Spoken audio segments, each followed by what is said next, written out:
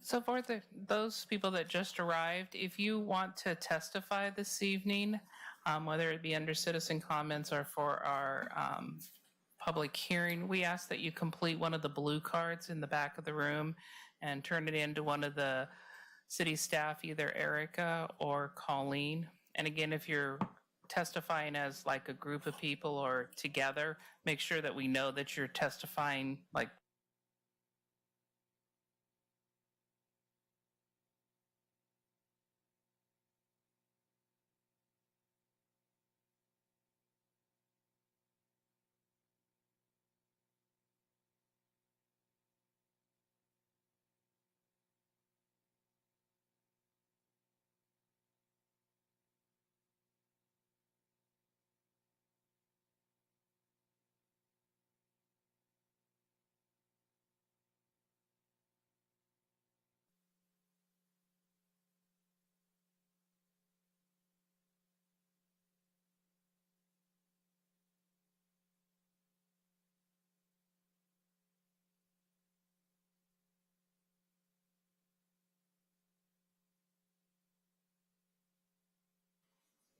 Recording in progress.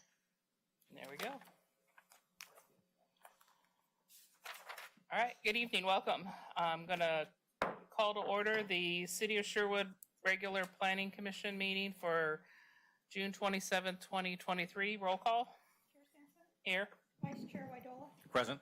Commissioner Barnes, Present. Commissioner Capco. Here. Commissioner Montalvo. Here. And absent is Commissioner Kai and Commissioner Vance. Thank you very much. We have a consent agenda this evening that consists of the Planning Commission regular meeting minutes for April 25th and May 9th. I submitted one Scrivener correction on packet page 9 to clarify that there were, I closed the public hearing after confirming no one had signed up virtually and there were no members in the audience. So that's the only Scrivener error on, or correction on the minutes. All right, I'll move that we accept the, we adopt the consent agenda with edits. Seconded. All those in favor of approving the consent agenda with edits, say aye. Aye. Aye. Opposed? Motion carries. Council liaison announcements. Councilor Stankey. Good evening, Chair Simpson and commissioners. The City Council approved the economic opportunities analysis at the last council meeting. I want to thank you for the effort that you guys put in for the multiple work sessions with that to have it as prepared as it was to present to council. There were really no questions that Erica wasn't able to answer, and it was great. So thank you for taking the time to work with that. We also approved the latest camping code for the City of Sherwood, which allows camping now from the hours of 9 to 7 p.m. on public property, with the exception of several limitations, which essentially narrows it down to one parcel, or five properties, but one main one in the northeast section of Sherwood. And that's in response to the state Correct. executive order. Yes, the House bill. House bill, sorry. Yep. Thank you. And so we have complied with that now, and we do have something on file to adhere to that ordinance. So, and that's all I have. All right. Thank you very much. Staff announcements. Erica? Good evening, Chair and Commission. Just following up on our next couple of meetings here, we don't have a scheduled meeting on July 11th, but we do have a regular Planning Commission meeting scheduled for July 25th. We have 2 public hearings scheduled that evening. And then on August 8th, we plan to have about an hour work session on our climate-friendly equitable communities work that we're going to be kicking off. So we want to share with you kind of our work plan and then talk about public engagement activities. And is that work session going to be at 6? 6:15. 6:15. Where's my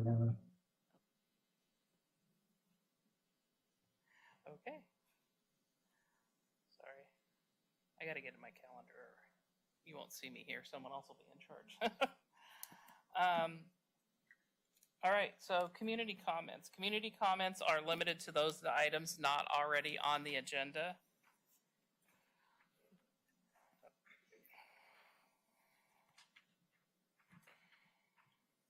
Right. Okay, we have a citizen comment from Jane Van Kuren. All right. Perfect. And then I'll have Erica turn on the microphone so that and then if you could just start with your name and address for the record.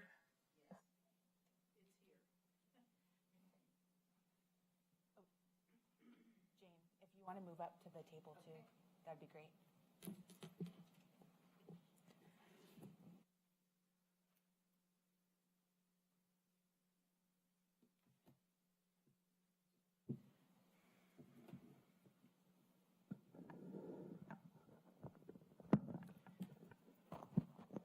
My name is Jane Van Kuren.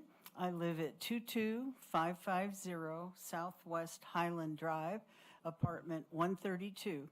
And what I want to talk to you about is Washington County and how they answered a question that I had. I called them, and if you could give me just a minute, I have my statement, and it's only a minute and a half. So I'm not going to tie you up with a long talk.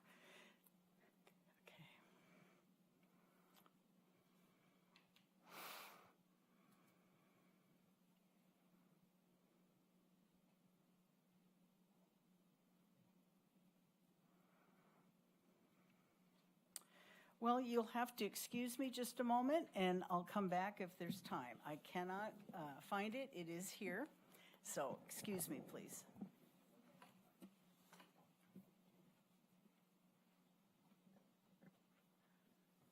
Well, I don't want to, I'm going to want to give you a little minute because what we're going to do next is go into our hearing, and that would be quite lengthy because I don't believe we have any other citizen comments. I know we came to this quite quickly, so I'll give you a minute just to find it maybe. If you could ask Erica. So I'll make one more announcement while we give her a minute to look for the email. If you're here to testify this evening on either the public hearing or the community comments, we ask you that you complete one of the blue cards, turn it into one of the city staff, and if you want to testify with someone else, make sure they come in together and let staff know. So, okay.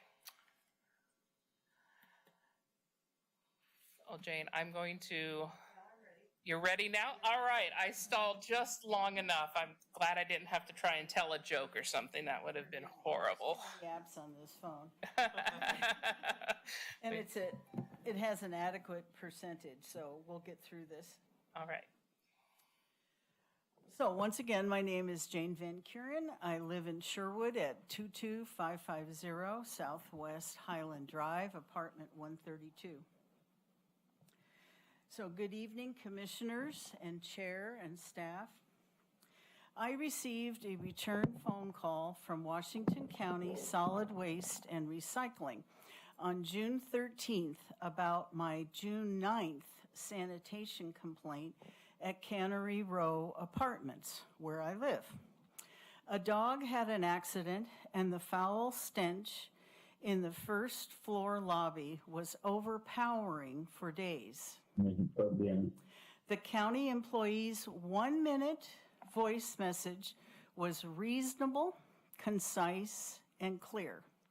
I saved it and can provide it to you. The woman said to call the City of Sherwood Code Enforcement and to call Oregon Law Center Tenant Landlord Rights. I have heard from others that it is the responsibility of Cannery Row Apartments to maintain sanitation and clean carpets, and calling the City of Sherwood Code Enforcement Office for help is not correct. What is the right plan of action? And I will take it to deal with ongoing issues. Thank you. All right. So You've received it. Okay. I haven't, I do not know the answer to that question. And when we receive public testimony, because we have not done a public notice, we can't discuss it. What we do is okay. return it over to staff Staff. and ask them to address the matter. And if it's an actionable item, they'll return it to us with a public hearing notice or Okay. an actionable item. But at this time now, staff has received your testimony and. Thank you. Yeah, thank you, Jane. We'll follow up with you, Jane. I think we have your email and phone. Thank you. All right, and here's the contact information's on our blue form. All right.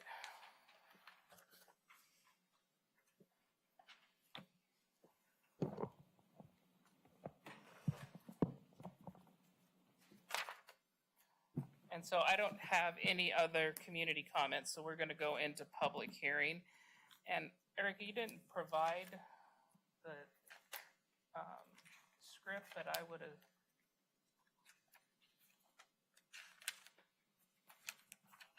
I was assuming that we would be using the legislative script.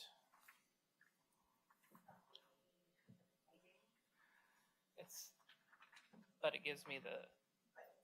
I have one from another time. I'll just fill in the blank.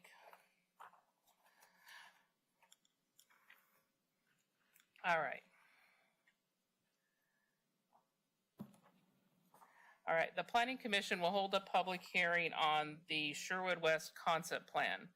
The purpose of this hearing is to provide the public with an opportunity to testify and provide information to the Planning Commission concerning the Sherwood West concept plan. The Commission will conduct tonight's hearing in the following order. Staff and who is the applicant will provide the staff report and the applicant testimony. Then persons in favor of the application will have 4 minutes each. Persons opposed to the application will have 4 minutes each. And then there'll be any rebuttal from the applicant, which is the city. We will then close the public hearing. Final comments by staff, questions of staff, if any, by the commission, then discussion and deliberation by the commission. If there is a continuation,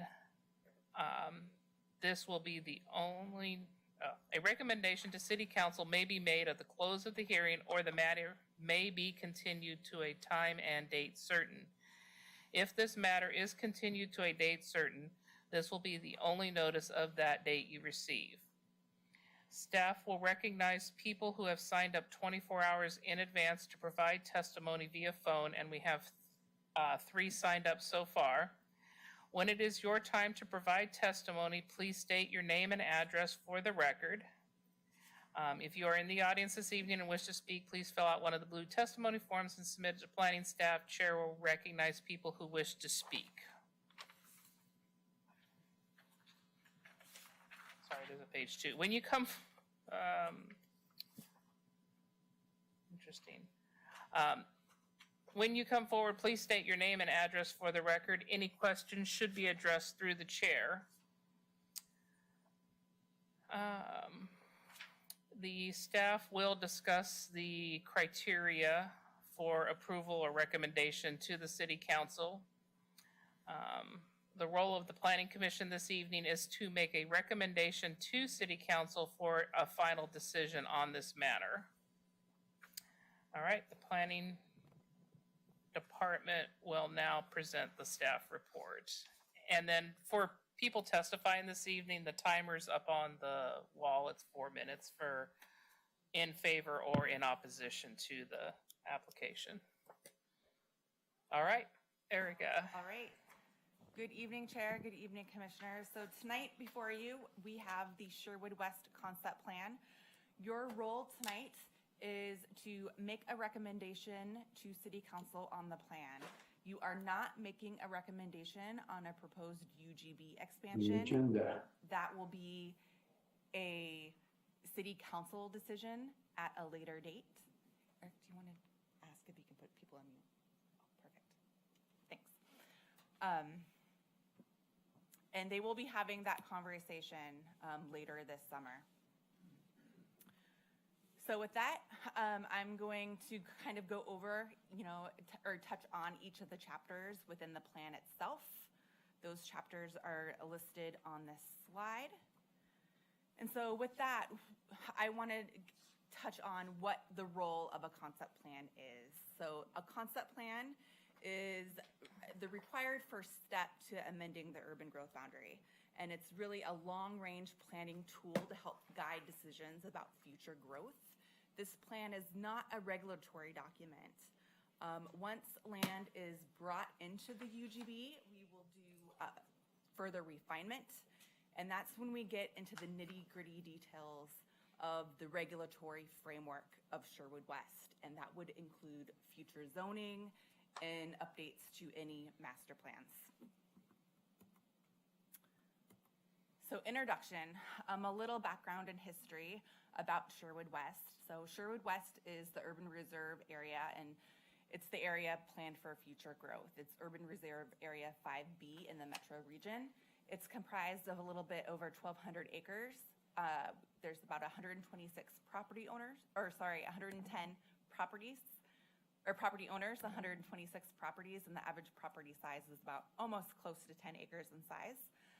In 2016, the Planning Commission and City Council accepted a preliminary concept plan. And so this relook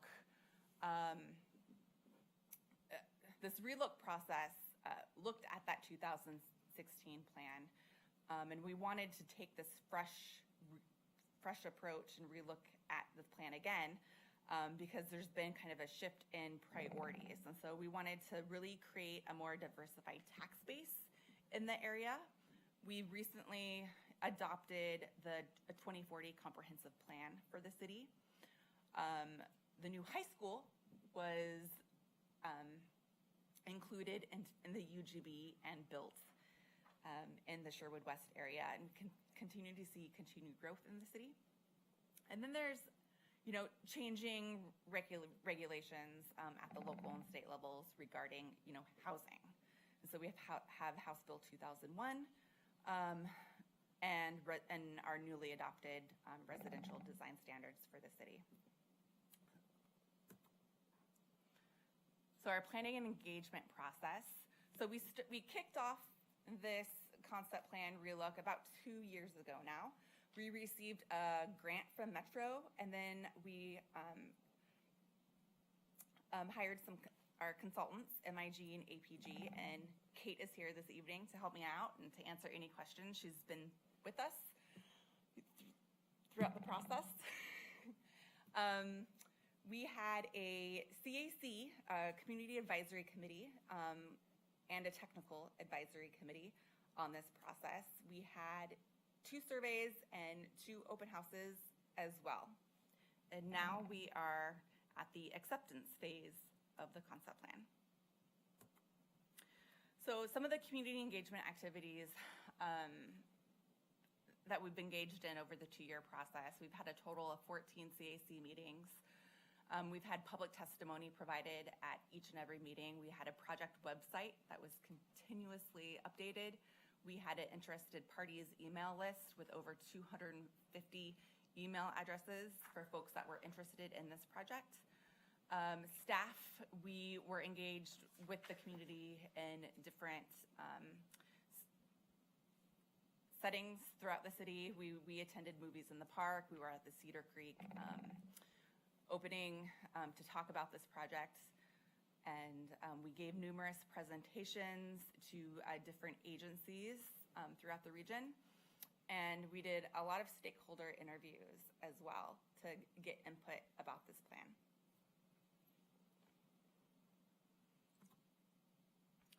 So next is vision goals and evaluation criteria.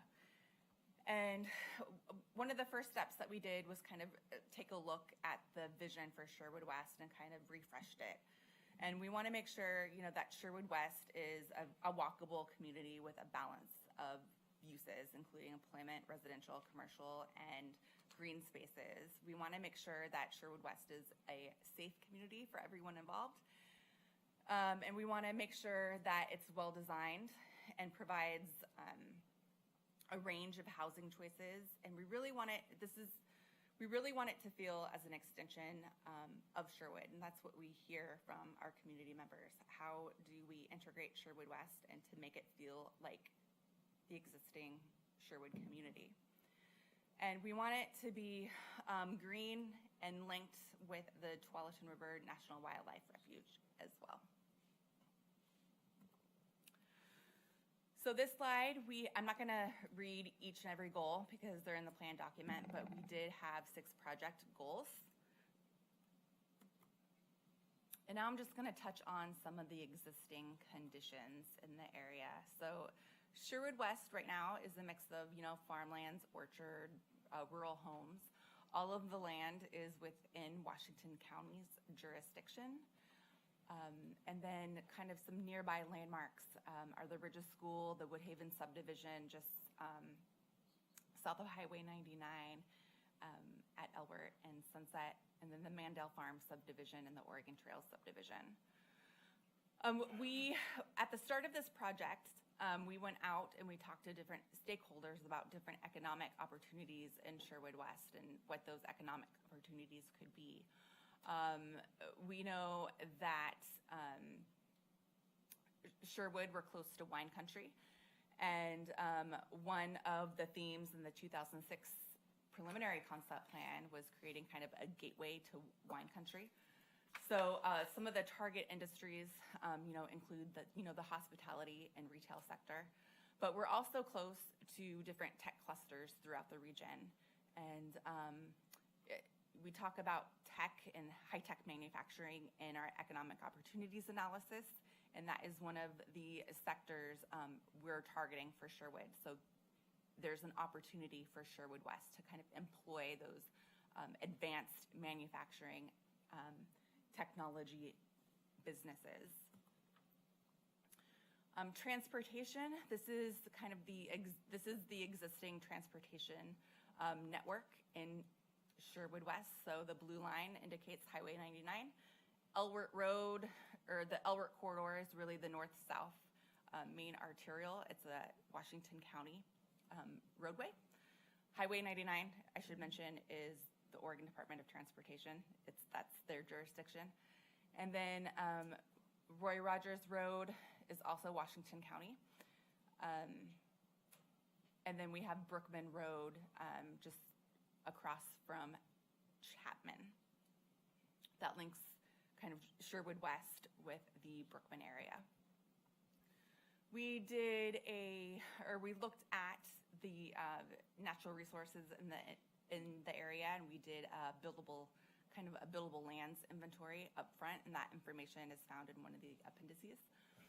And really the plan, we want to support a 10-minute walking goal to parks. We want to provide a connected trail network, and I'll talk about that coming up. And then we wanted to consider sports and recreation activities within the plan and parks area itself. So existing public facilities, water, sanitary, sewer, and stormwater. Currently, these public facilities don't exist in Sherwood West because it's not an urbanized area. But I do want to say that the Brookman trunk line, which is the CWS project, is coming up from Brookman and will extend to the high school, most likely in 2025 to serve the high school, and it could possibly serve a good portion of Sherwood West, the southwest area of Sherwood West. So now getting into our land use alternatives, and these alternatives were really guided by our Community Advisory Committee. So the themes and assumptions when developing these alternatives included, an employment focus where our employment area is going to be located in Sherwood West. We really wanted to focus on community neighborhood parks. The assumption was that we would have 2 or more large community parks and some distributed smaller neighborhood parks throughout the plan area.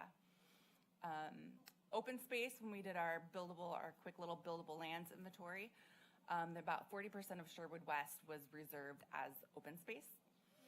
And then we looked and had conversations with the Sherwood School District about future needed schools in the area, and one future middle school and one future elementary school is anticipated to be needed at a later future date in the area. And we also looked at the transportation network, which I'm going to get to in a couple of minutes here in the next couple of slides, and what that could look like.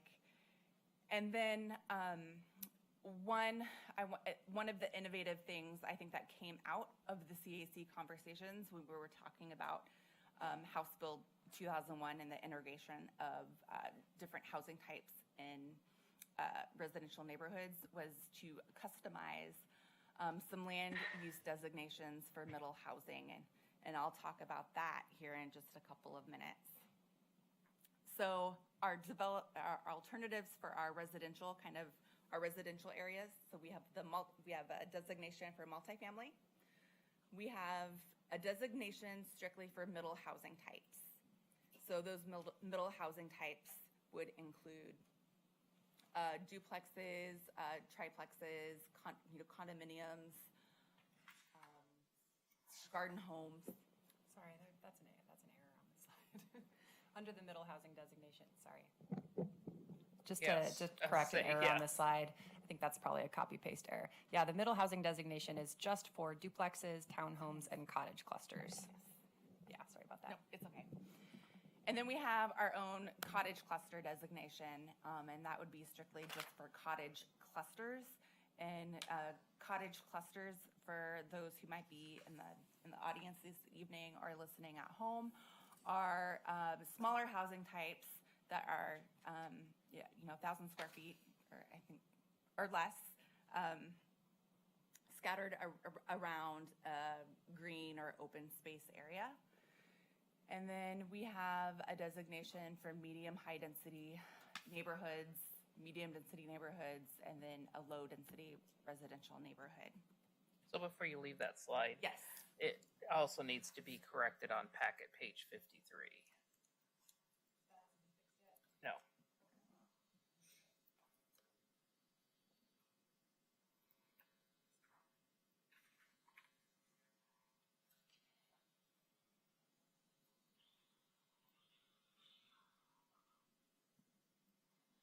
And it's supposed to be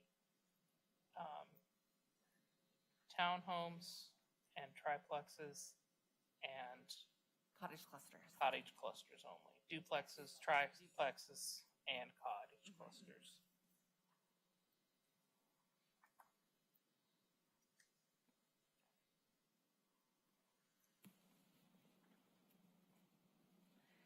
Thank you.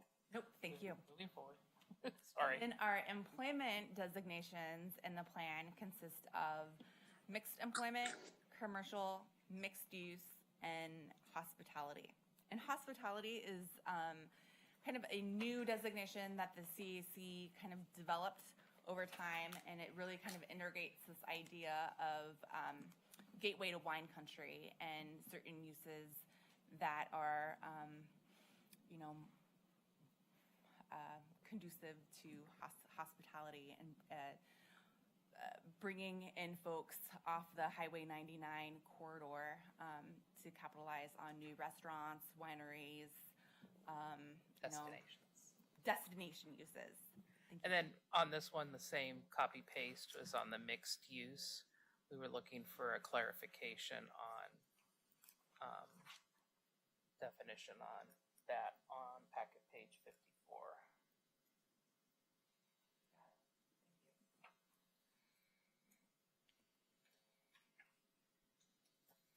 And then in the legend, you'll see, and on the maps, some 2 spaces for, larger community parks, and then some smaller neighborhood parks serving the residential neighborhoods in the plan.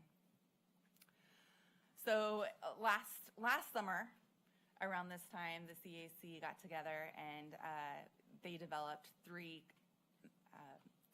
map alternatives.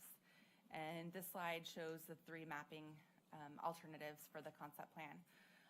A lot of the maps have the same general themes for employment, housing, and hospitality. We just kind of see where they're located in some different places throughout the concept plan.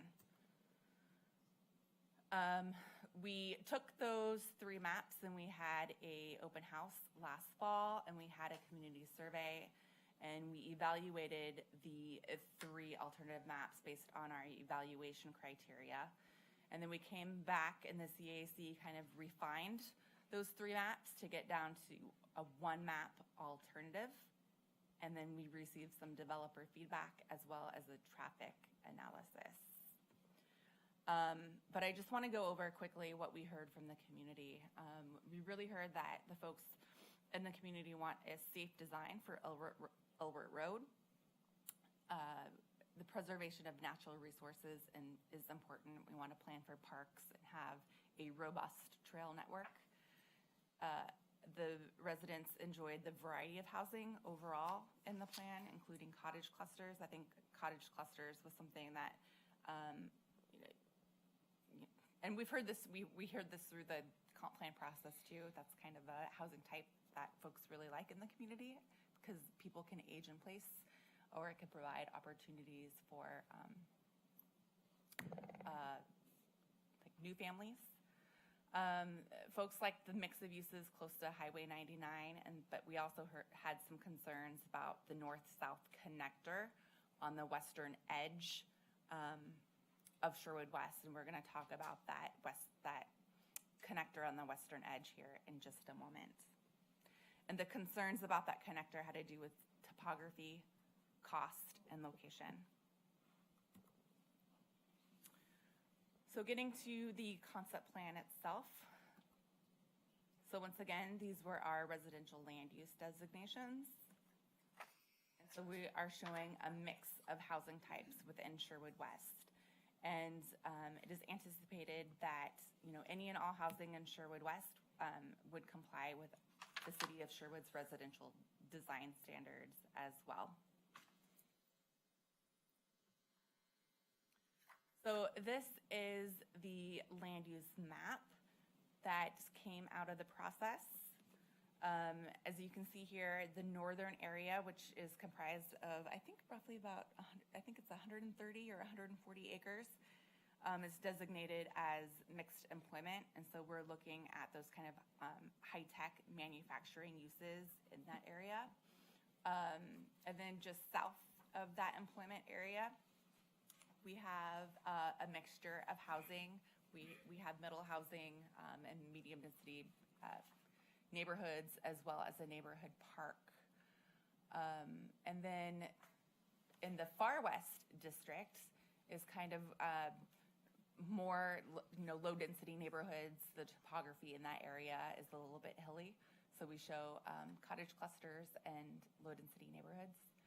And then in the west area, which is near the high school, just north of Kruger, we have a lot of different uses in this area. So we have a large community park that's nestled into the Chicken Creek area, which we're going to talk about a concept that came out of this plan called the Chicken Creek Greenway here in just a little bit. But we have low density neighborhoods on that western edge where the topography is a little hilly. Then we get into middle housing and kind of more dense neighborhoods heading towards Elbert Road. And then we have some mixed use at the corner of Kruger next to the adjacent to the high school. And then in the southwest district, which is south of Kruger, again, we kind of have a mixture of uses. We have the hospitality area along adjacent to Highway 99 and Chapman. That would be kind of that destination area for folks with multiple different types of uses. And then we have multifamily, a small little area for commercial, as well as different neighborhood uses. And on this map, we didn't necessarily show where the middle school and the new elementary school would be, but in the legend, you could see the scale of the size or the acreages needed for a middle school and an elementary school, as well as we set aside, 2 to 5 acres for some other public uses as well. That could be, a new city, who knows, in the future. It could be a fire station, a new city hall, a new library, etc. So our housing estimates for the plan, when we look at the density ranges for each of the designations, we have a range here. So the range of total housing units is between a little over 3,000 housing units and we looked at what if this area developed with no middle housing? What if it developed with 10% middle housing, 20%, and 50%? And this this really came out of a discussion with the Community Advisory Committee. They really wanted to look at what is or could be the implications of House Bill 2001. And so, we see the housing units ranging from a little over 3,000 to 5,500 units, with a total average density between 9.2 all the way to 16.4. But when we add in our open space that's required when we develop new subdivisions or new planned unit developments in Sherwood, the density drops a little lower, down to 7.8 to 13.9 units per acre. And I do want to mention that right now our overall density here in Sherwood is just about 8 units per acre, and you can find that in our housing needs analysis. So our employment land use designations include our mixed use employment, commercial, and hospitality. And our employment job densities here, our total jobs that we're looking at is a little over 4,500 jobs, new jobs in Sherwood West. And the total acres of all of the job land in Sherwood West comes to roughly about 265 acres.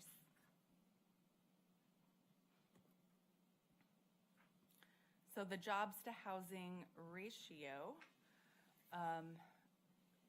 in Sherwood West, looking at kind of our 3 scenarios here with 0% middle housing, 10% middle housing, and 50% middle housing. We're looking at a jobs to housing ratio of 1.5 all the way to 0.8%.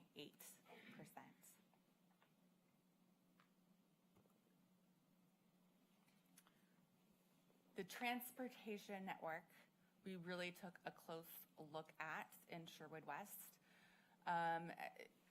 I already touched on the existing transportation network, and then to the right hand, the right hand little diagram here is the potential future transportation network. The roads that are dark, that are I want to say they're like little dashed. So those are proposed, neighborhood roads. So we're looking at, the extension of Hanley Street, the extension of Hade. Those roads would veer south towards Chapman Road, opening up that kind of neighborhood network just west of the high school. And then we looked at, and we had some pretty long conversations about Elbert Road and a new north-south kind of connector road on that western edge of Sherwood West. And in the 2016 preliminary concept plan, the preferred transportation option for Elbert was a redirection of Elbert. And you can see that here with the dashed gray lines and arrows. And so Elbert would head north of the high school and then you would hit 2 roundabouts going over Chicken Creek, and then it would veer to the east to the existing Elbert Road. And then we have a proposed kind of north-south connector along the western edge. And the CAC, we learned through this process that more information is really needed to make a determination on whether or not this road would be needed in the future. And so we kept it, and we talk about it in the plan, and we gave it its own little separate map. We didn't actually include the road on the transportation map that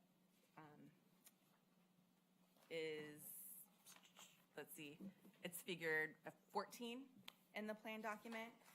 And that conversation really came out of the CAC's discussion about that road. They wanted to keep that road separate and just talk about it more in the plan, that more information is needed in the future, and we should study it in the future. Yes, please. Yeah, and I think the attempt in the report was to make it very clear that this is really even more conceptual than the sort of conceptual streets that are identified in the street framework in Figure 14. So it's really an idea about north-south connection that is, separate from Elbert Road that might in the future potentially relieve some of the pressure off Elbert Road, but is not necessarily along this specific line. There's no specific alignment intended to be indicated in the plan. It's really just a concept for future study that would, the city would need to undertake, probably even not even necessarily as a part of the sort of next steps when this area is potentially incorporated into the UGB, but maybe further down the road when there were even talks about maybe this going outside of the urban reserve area, which, there are potential legal issues with that, but that's why it's really kept very conceptual and not intended to be part of the actual recommendations of the plan. So I had a comment on this, which was that we have 3 transportation maps, page 70, 76, and 79, and the 3 of them are not in agreement. This one that's on the slide is missing some of the maps that are on table 14, like some of the cross connections that are up by Elward and Roy Rogers. So I think we either need to bring the 3 maps in alignment so that all 3 of them have the same representative roads on them, or if this one is only meant to highlight the east or the north-south connector and the streets for further study, then only highlight the streets that are for further study, which are the 2 that have been a lot of discussion, which are the Elward, Edie, and the East View. Because it's confusing, because when I look at it here, there's just one conceptual road between Elbert and Roy Rogers, but when you look at it on the 14, there's a couple of other things. So a person reading it in the future might not understand why we have 3 maps and they're not the same representation of it. Right. That's a fair comment. Fair comment, yep. I don't know the right answer, but I'm just saying if you look at them, they're not the same. So. Yeah, I think the intent of the diagrams we were just looking at was more as diagrams rather than maps, but that might not be really well communicated in the plan. So I think we can probably just draw on the roads so that they're consistent. Okay. Or like you said, communicate it line, more headers on it, because it reads as it's part of the concept plan, but it's in conflict with it. So. Good comment. Thank you, sorry.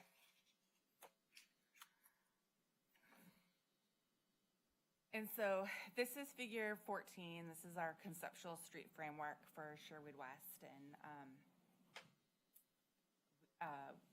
what we heard from folks, we want to, design the transportation network for safety.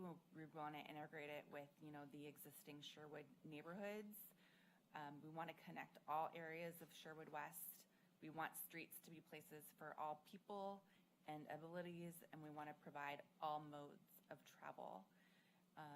So even we looked at, how could we make Sherwood West, transit ready in the future as well. We had a couple themes come out of the planning process. And one of those themes was, Elbert Road and how Elbert Road could be, better designed, and how could we look at Sunset, which is just south of 99, and kind of take what we like from Sunset and transition those elements north along Elbert. So Elbert and Sunset are kind of this continuous corridor within the community. And we want to make sure when we do that, we looked at, adding or making sure that, we had adequate, a treescaped, a tree-lined street, adding consistent, fence lines, possibly some planted medians to green it up. And we really wanted to make sure that Elbert was, planned for different segments of the road.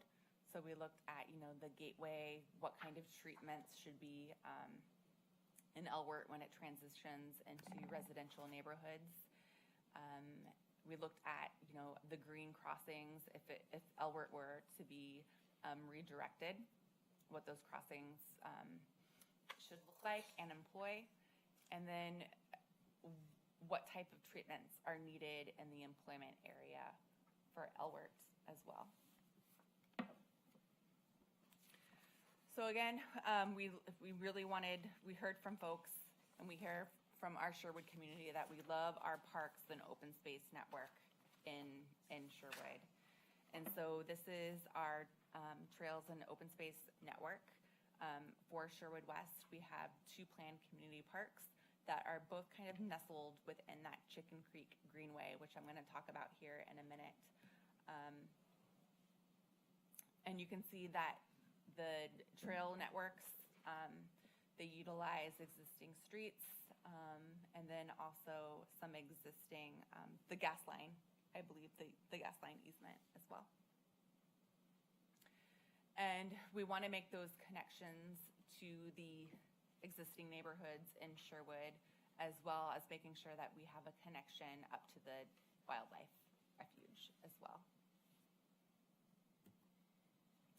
So I mentioned this, the Chicken Creek Greenway. This was another concept that came out of the planning process. And, the Chicken Creek Greenway is one of the biggest assets within the Sherwood West area. It's a large creek corridor. It can provide access to nature. It could provide, multi-use paths. And we show,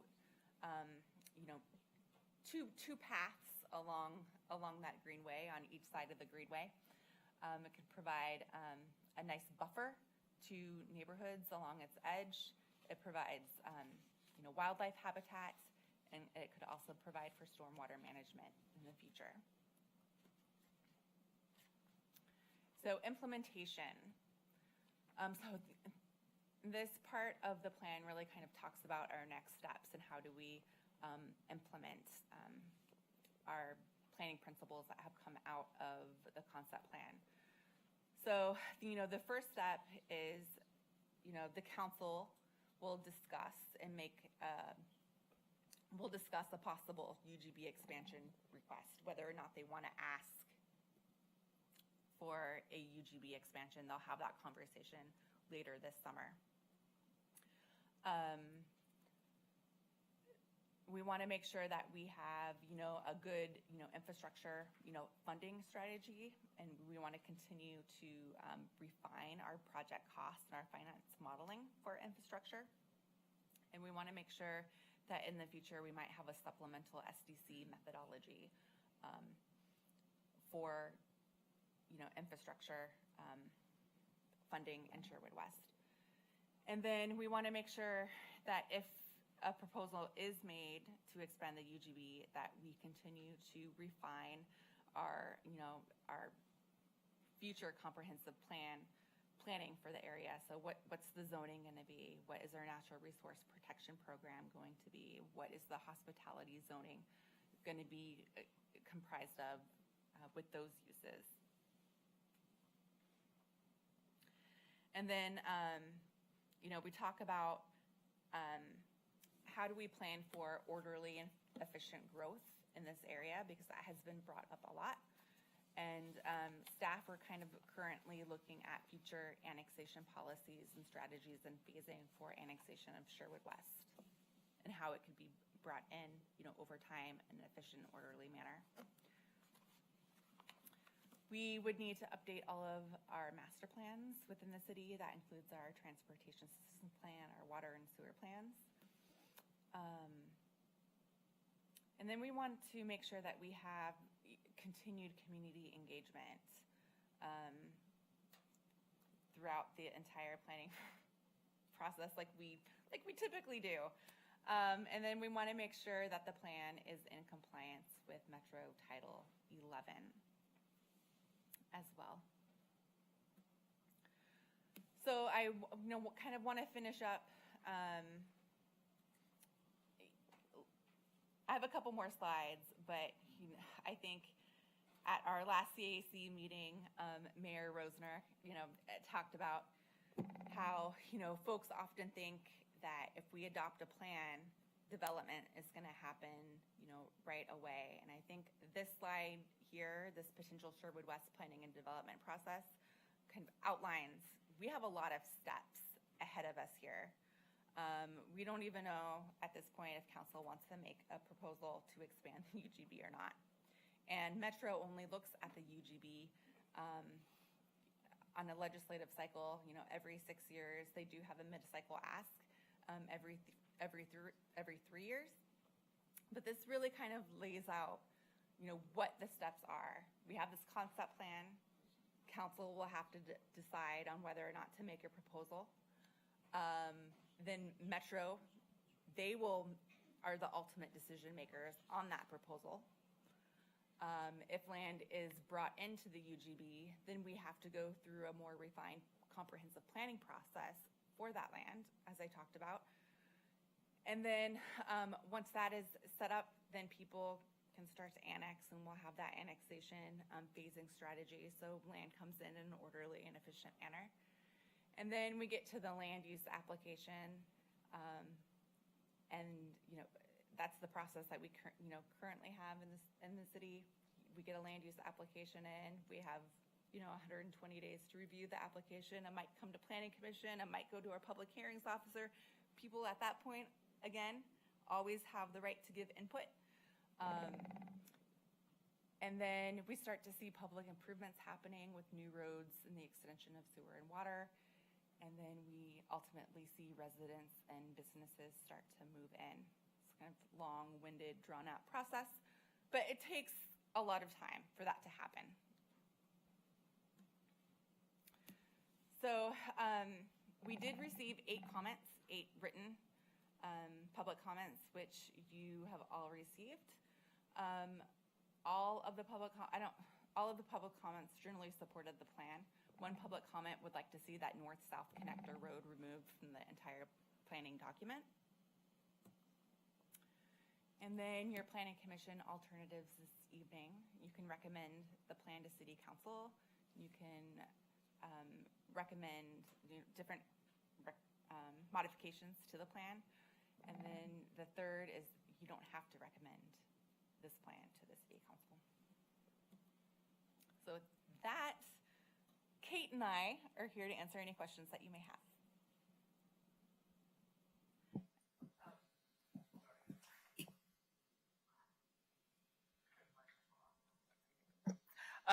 So I just want to check with the commission. They received all 8 comments via email. We had an opportunity to read them by email.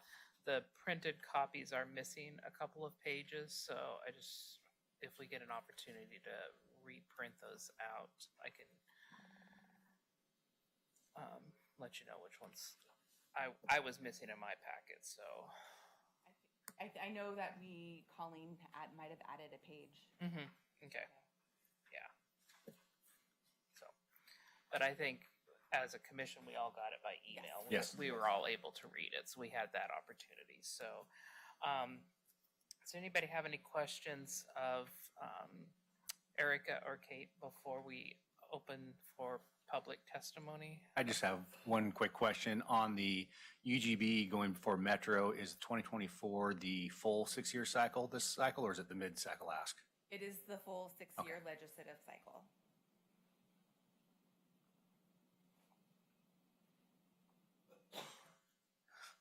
I had a question regarding the community park in the kind of the center area of the Chicken Creek area, in regards to the use of that park. Because it's along a waterway, and we all know we all like to find water when it's hot. Curious if they've talked about parking situation and entrance and exits and how we're going to mitigate some of the traffic that could come in with that being a water area. Yeah, so right now it's just really like kind of this conceptual area, and I think I shouldn't say I think I know that if this area is purchased for a future park, all of that will be discussed in the future. We'll plan it out. Our Parks Advisory Committee will be involved. It'll go through kind of a land use process for a public park.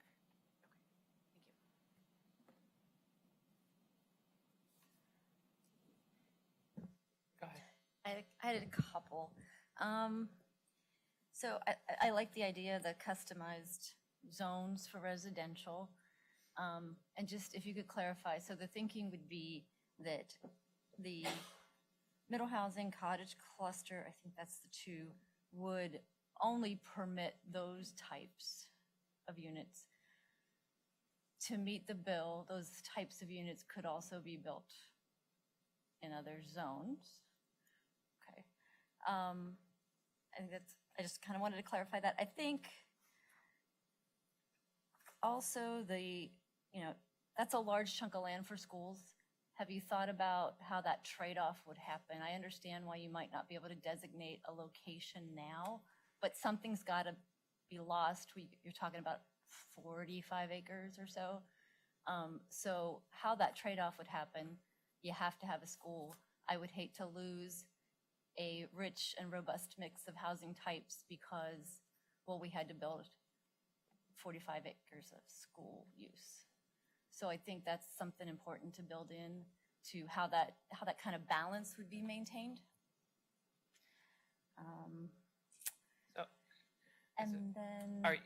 So in that comment, because that was one of my concerns, is how do we plan for something that the school wasn't willing to commit to purchasing any property now because it's so far in the future that they were going to need this land, is what the school representative said at the CAC meeting.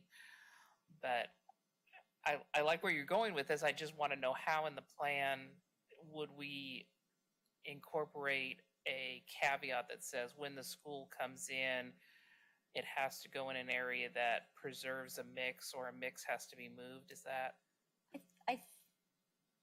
I'm not sure because I haven't been involved up to this Right. point, but I would think that a chunk of land could be identified as civic or civic type uses, with the understanding that that blob, if it's blue or whatever, could be moved around, but then at least it's on the board. And, I think that there should be some language to say, like, if it moves over here and it takes the place of this middle housing, then this little middle housing chunk might go in its spot, or some thought of at least. It's a little concerning to me that it's not identified at all in any of maybe a shadow plan to say, here's 2 places or here's 3 places where the school could reasonably go and we still achieve a balance of the different types of things. Yeah, and the CAC struggled with it because the Ridges schools right across outside of the boundary area also impact that if that somehow gets repurposed in a different way, then the needs on the Sherwood West side would be impacted. And so it was a huge struggle at the CAC level to determine how to place it, where to place it, and and I think we're going to have those continued conversations with the school district in the future. can it be put into one of the phasing options that says if and when the phase for the school comes in, what's the priority, housing or employment? Or how do you gauge that? Or what type of housing gets preserved? Well, is there a threshold that's been set for when a school needs to be either repurposed or set up for additional, like what's the student to housing ratio at the, that we could put in the conceptual plan or as part of the phasing discussion? I mean, I don't know the specific answer about how the school district makes its decisions, but my general understanding is that they have certain, I mean, the schools have a certain amount of capacity. They can serve a certain number of households. Today, they have projected capacity up to, I think they said maybe 10 years into development, very rough estimate. They could see maybe 10 years of development in Sherwood West before a new school might need to be constructed. So they do have, they have plans that have those kind of thresholds in place. But in terms of the sort of land use zoning issues, that's, to me, seems like something that maybe would be further considered as part of the comprehensive planning and zoning process. Because at this point, we have colors on the map, but those aren't definitive. Those are, sort of suggestions for, that would need to be refined through the comprehensive planning process. So, and, the school piece, schools would, of course, be permitted in some or all zones in Sherwood West, maybe through a conditional use process, whatever makes sense. But I think as part of that process, there might be some considerations for what that means for the land that would otherwise be used for housing. I think also like the transportation network comes into play a little bit too, because we all know the impact and what needs to be developed to support a rather large middle school. So when you're starting to lay out streets on a map and you're not like, hey, this is the preferred, maybe it won't go here, but if it does, these roads can accommodate it. So I feel like it's a little bit of a gap. The CAC definitely had those conversations because at first they were kind of trying to decide where the school should be located on the map, and they were discussing, what the transportation impacts, could or would be in the future.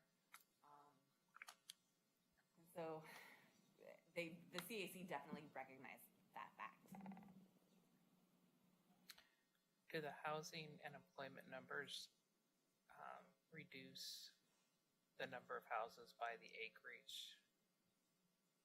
Yes. Yes. Yes, the acreages were taken out of the calculations. They were factored into the calculations, I should say, to capture that, the 45 acres of institutional school uses. That's good. Wouldn't there be two equations to do as far as one scenario taking it out of the housing, but the other scenario taking it out of the employment areas? And that would affect the jobs numbers ratio? They were taken out of the total acreage for all of Sherwood West. Yeah, so essentially it's factored into kind of both, both the jobs numbers and the housing numbers. But we didn't look, there's no kind of comparison of with schools, without schools. It's just with schools factored in.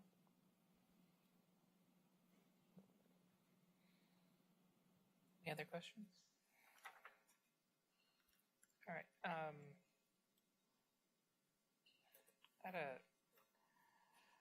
I had a couple other comments, but they might come up again during testimony, so I'll just, we can come back. We have a lot of people here to testify, so before we spend any more time on our deliberation or questions, we can call for people to testify. And just because I have the three names in front of me, I'm going to start with the electronic, what do they call it, virtual. I'm going to jump in. Oh, wait. We Okay. have the Zoom, I think we're on Zoom or Teams. They can't hear us through Zoom or Teams. They can only hear us through YouTube. I was just talking to Mark. So I think we can still accept the test. They can still hear us. They're just on YouTube. So there's a delay in them hearing us. So I think Mark can hear us right now. Give them a heads up that, are we ready now? We just tell Yes. them to go. Okay, so Mark, go ahead and tell them.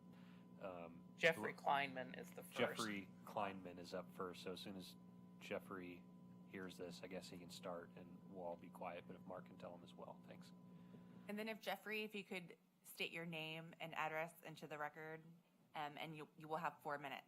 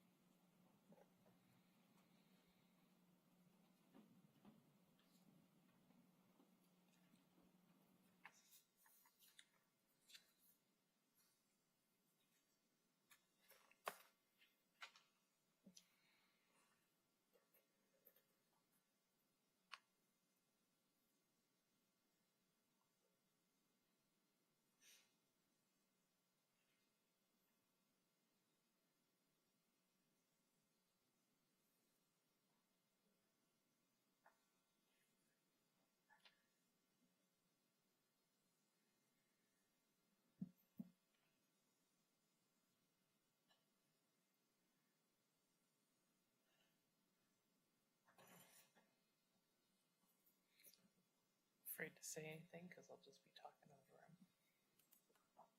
Should we start with public testimony until we figure out? I'm going to give a minute because if we start talking and they're testifying on a delay.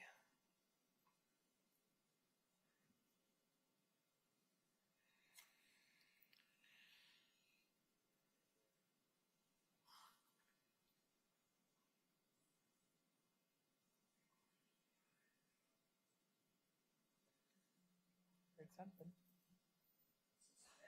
This is, yes.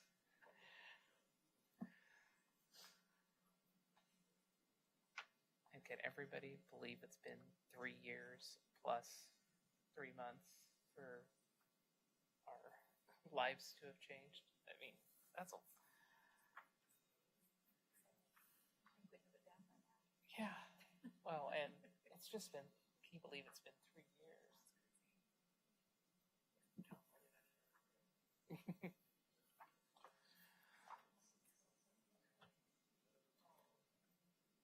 Well, Colleen, the whole staff hasn't abandoned us yet, but we're watching you. Don't run away.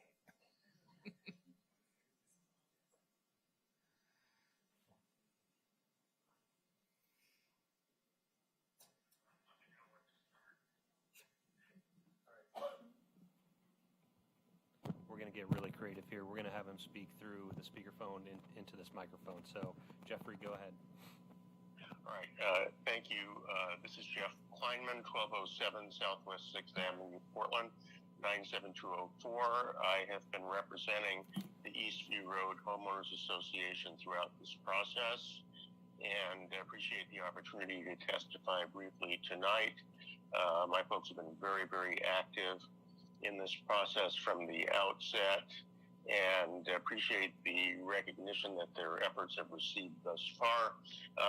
In that regard, I really appreciate the question that one of the planning commissioners asked, and I frankly just couldn't tell who it was watching on YouTube after being on Zoom for quite a while, not hearing anything. But I did hear the question about the conflict between the 3 maps on pages 70, 76, and 79. We were very confused by the map on page 76 of the packet that still showed Eastview Road marked as one of the study areas. And the concerns are at least twofold.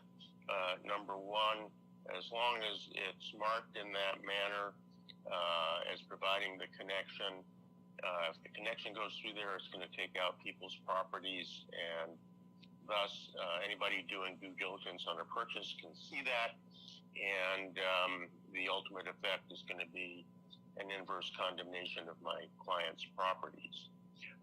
So we raised that concern from the beginning, and that ties in very closely to the fact that the alignment that would go up ultimately Eastview Road is not a feasible alignment due to grade and other issues, which my client's traffic engineer, Chris Clemo, will speak about after me.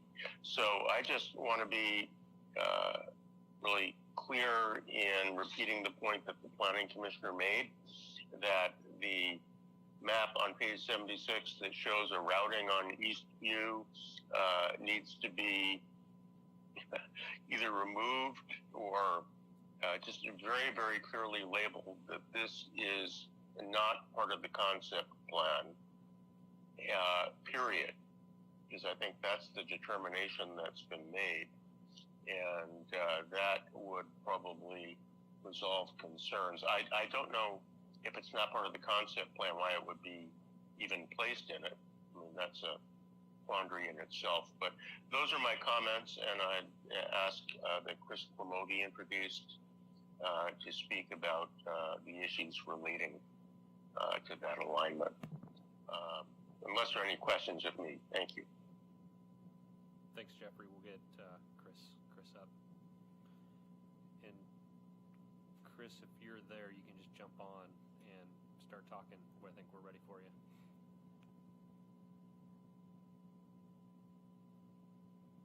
Yes. Oh. Yep, you're good. Go ahead.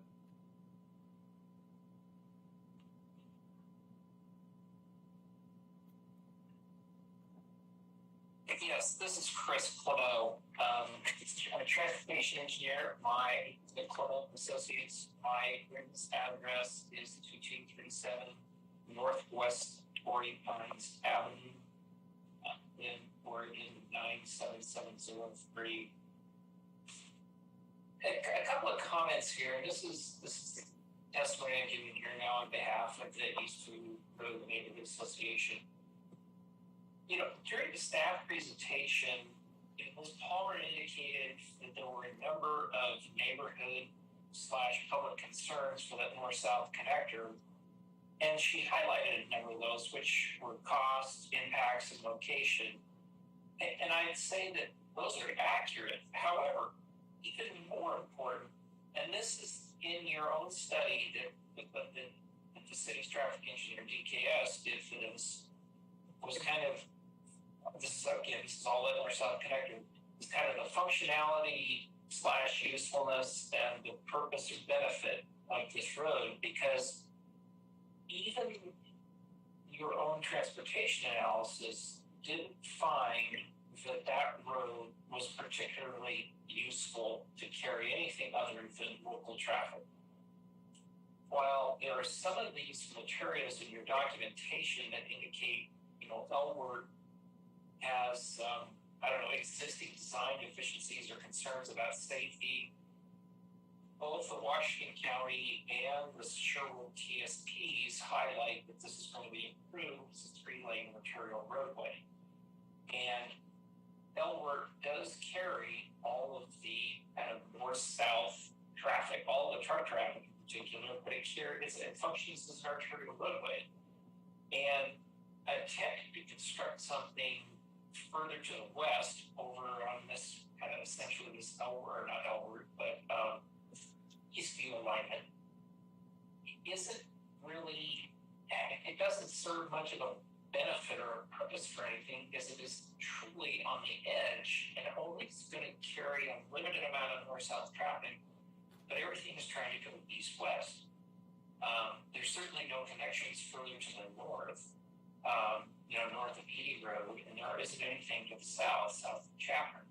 So the road itself doesn't really function much, and all of your own modeling doesn't show that it's going to carry much traffic in the future. In fact, I think the range is between 1,500 and 4,000 ADT, and Carl Springer with DKS further indicated that he didn't expect any truck activity to use that.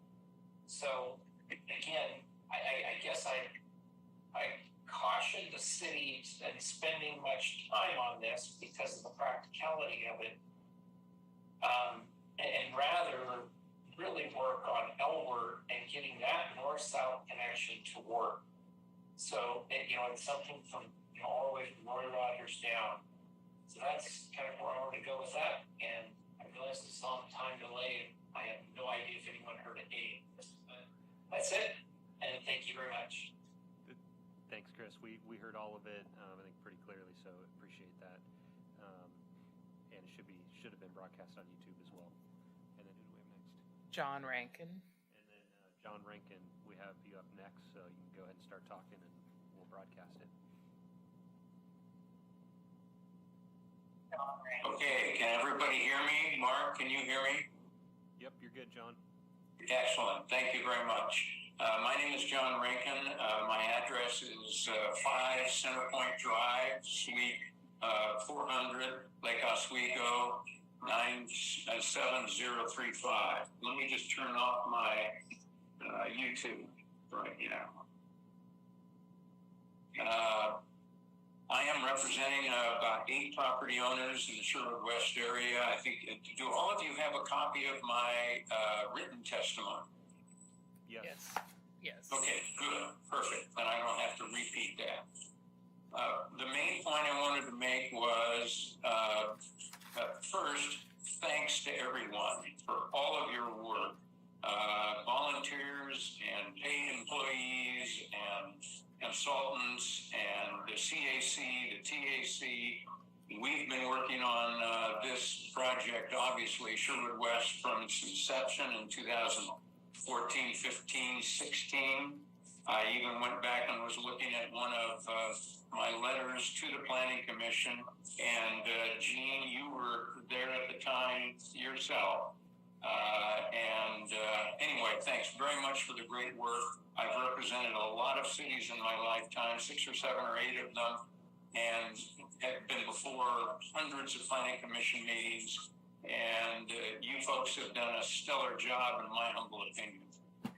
The one thing I want to make sure is clear, I do have one of my clients in the north area who has received interest from 2 national developers already, and we have actually received a signed offer from one of them.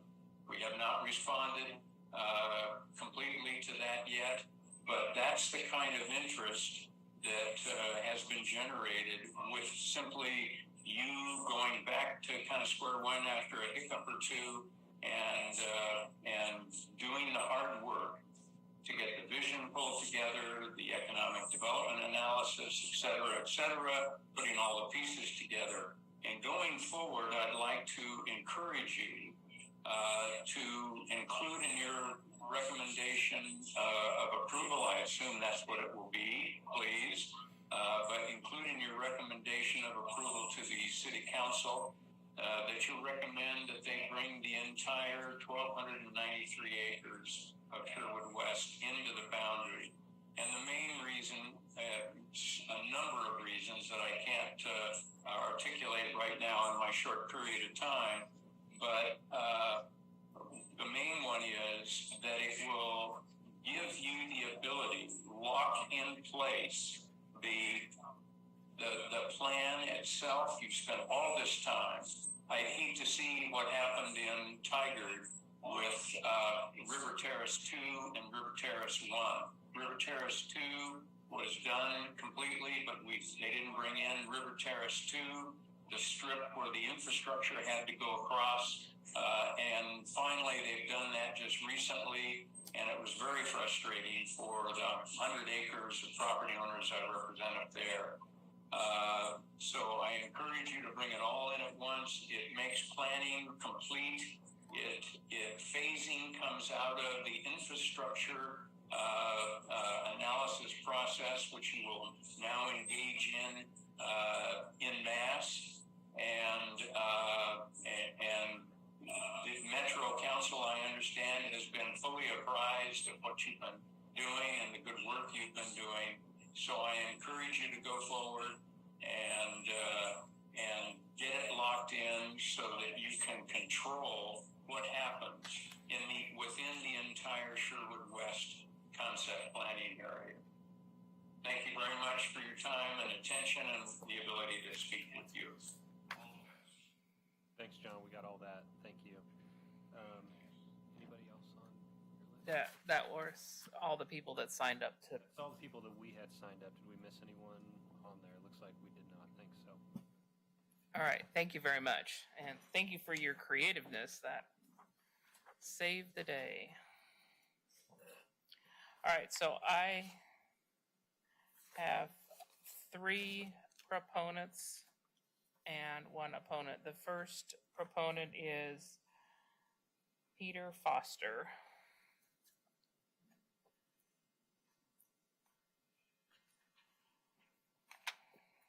Good evening. Chair, Commission, thank you for your time today. My name is Peter Foster. I am at 19800 Southwest Kruger Road. Thank you. Yeah. Thank you. I'm a chef, entrepreneur, landowner out on the west portion of the expansion plan. And my family, team, and I are excited to show our support for this west expansion plan. When you see the hospitality zone on that upper left piece, the goal and the vision is a single farm restaurant that could be a destination point and definitely a community anchor if done correctly. So I'm a chef by trade, and I don't know much about the rest of what we're talking about here today, and I've submitted my testimony in writing so you can see how I really feel about this and how passionate we are about this project. But what I can say is that we need the whole piece to be brought in at once, and I hope that is the recommendation, because sewer and water is going to be a big part of this project. And I'm a landowner who's willing to work with the city and the community simultaneously to make sure that what we're doing has the full bless of everybody, right? So we're really open to saying, hey, if we're going to do a 2-acre farm, let's make it a farm park. Let's bring people in and families that can come in and check it out. Let's connect back to our food sources and where that all comes from. Because Sherwood's known for a lot of great things, but it's not known for destination restaurants. And my plan is to work as hard as I can with you folks and the community and everyone else here to make that happen. And I've lived in enough places where it seems like towns that react to growth versus plan for growth tend to kind of get absorbed or disenfranchised, and we're surrounded by towns like that. And so I commend the work of Erica and the CAC and you guys to know that growth is inevitable. Oregon almost mandates it, if you know, I understand that correctly, and I've educated myself and my partners on what all that means. So to plan in the right way, and all of what we just saw up there, I know is just a concept, but it's really well looked at, and it's really thoughtfully done, and I think it does preserve what Sherwood stands for, and that's why we support it. You know, we're not proponents of turning wild land into identical developments. Again, I'm a chef. I'm not a developer. I don't know the first thing about developments, but we are proponents of keeping Sherwood in front of disinvestment, loss of identity, and potential future abandonment. Because if a town doesn't grow, it dies. And when the next generations and new ideas live somewhere else, there's nothing anchoring the kids at the high school to even stick around. And that's another cool piece of our project, is that I've already talked to a lot of the staff at Sherwood High School and folks on the school board, and we've already got plans to, you know, bring the kids up. And the ag program is one of the better ones, and the culinary program is probably the best I've ever seen. I'm a graduate of the Culinary Institute of America in New York, and that kitchen is solid. And these kids need somewhere to sort of integrate what they've learned into real life. And I don't want to take up too much time, but I hope you do recommend this plan. I know there's a lot in there that needs to be ironed out, but to bring it all in and do it in the right way is something I think could really benefit this town. So that's all I got. Any questions? Thank you. Thank you. Thank you very much. All right. Next is Al Yank. Did I get it right? You did not. I did not. My apologies. I will try. No problem. You probably couldn't read my scribble. Al Jack. I'm with Venture Properties, Inc. located at 4230 Galewood Street, Suite 100, Lake Oswego, Oregon 97035. And, well, first off, thank you for the opportunity to speak tonight. We did submit written testimony, too, from my boss, Kelly Ritz. In 2015, Venture Properties started work on the Mandel Farms subdivision. And that's an 86-lot project. Took us 4 years to build that out. It was a very successful project for us, and we really appreciate the community support we got for that, and really would like to try and duplicate that. During that time, we really began to engage with city staff on what was happening in Sherwood West. We reached out to several of the owners there, got to know them. And at various times, we were hopeful, I would say, of a UGB expansion, but we also understood that the community really needed to understand what they wanted to see there and to be prepared for that. And even though some opportunities came up in 2018 and 2021, it was, the council made the decision not to do it, but that's what the community wanted. And the relook project began a couple of years ago. We have stayed involved, participated in those committee meetings, the exercises, submitted testimony. And we're very pleased with the plan that has resulted from this and look forward to seeing it continue. So we strongly encourage you to recommend council approve this plan. Now, obviously, our interest is that as this land gets made available, there may be opportunity for us to do another subdivision. But, you know, it's really more than that. Region-wide, there's a real home ownership problem, home affordability problem. Home ownership, has just become really unattainable. And one of the most important solutions to this is to increase the availability of land. Just to kind of throw some statistics at this, 6 months ago I attended a program by one of our state economists. And just kind of boiling it down, in January of 2022, only 32% of metro area families could afford the median sold home. Now that's based on a 5% down payment and not more than 30% of their income going to housing. 1 year later, in January 2023, that 32% number dropped to 24% of households that could only afford that median sold home. And I contacted the economists today, and they updated their numbers to May, and that 24%'s now dropped to 19%. So this is a worsening problem, and really, one of the best solutions there is, metro-wide, is to increase the availability of land. And this is true in Sherwood as well. Looking at the listings from RMLS today, the median listing in Sherwood, as of today, is $835,000 for a single-family home.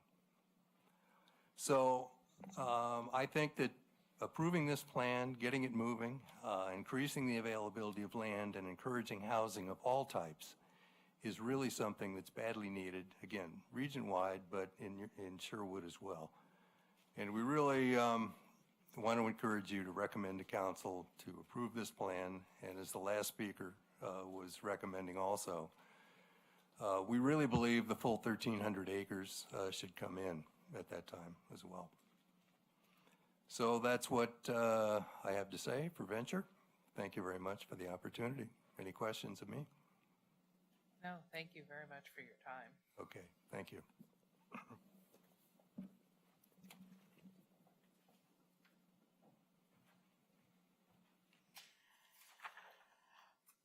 Mark Ferrer. And just know I'm going to probably mispronounce every name in front of me, so my apologies in advance. I do my best.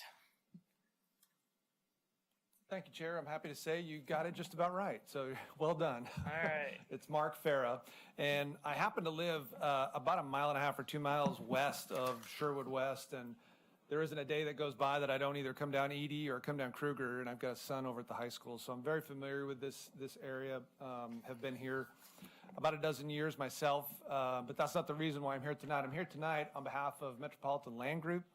Metropolitan Land Group's address is 732 Northwest 19th in Portland. And there's really two issues that I wanted to touch on, and Chair Simpson, you're going to be intimately familiar with this because it was part of a letter that I submitted back to the CAC in February. So you've heard this before, but the other members of the Planning Commission you haven't, so I'll just touch on them real quick. And what I handed out was the letter, first of all, that was submitted to the CAC back in February, and then I'm going to touch upon the pages that are in back as well. The letter really contains 2 points that I want to touch on. The first point is covered in paragraphs 3 and 4 primarily, and it really concerns the concept of the hospitality and tourism district down south. We are in support of that.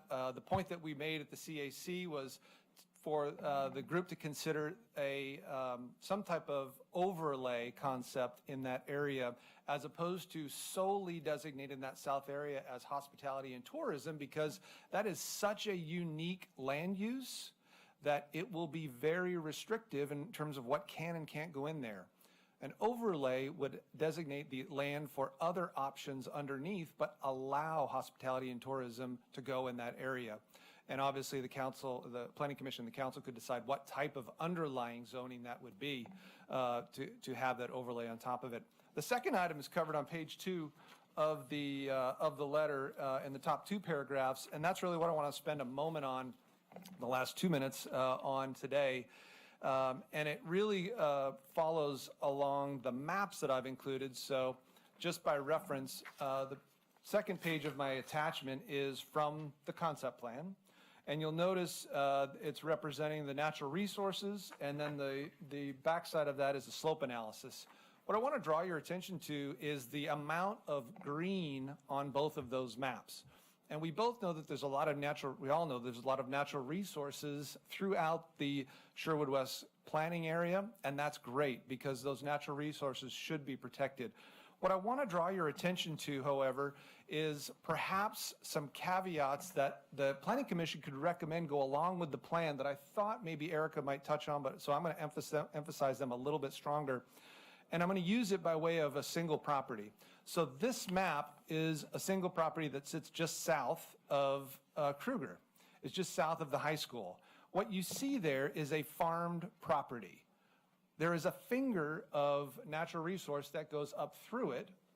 But if you'll flip over to the last page of my of what I handed out, you'll see that area within the concept plan map. And the very last page is just a blown up version of that concept plan. So if you flip to the very back, I'll focus on that for the last 45 seconds.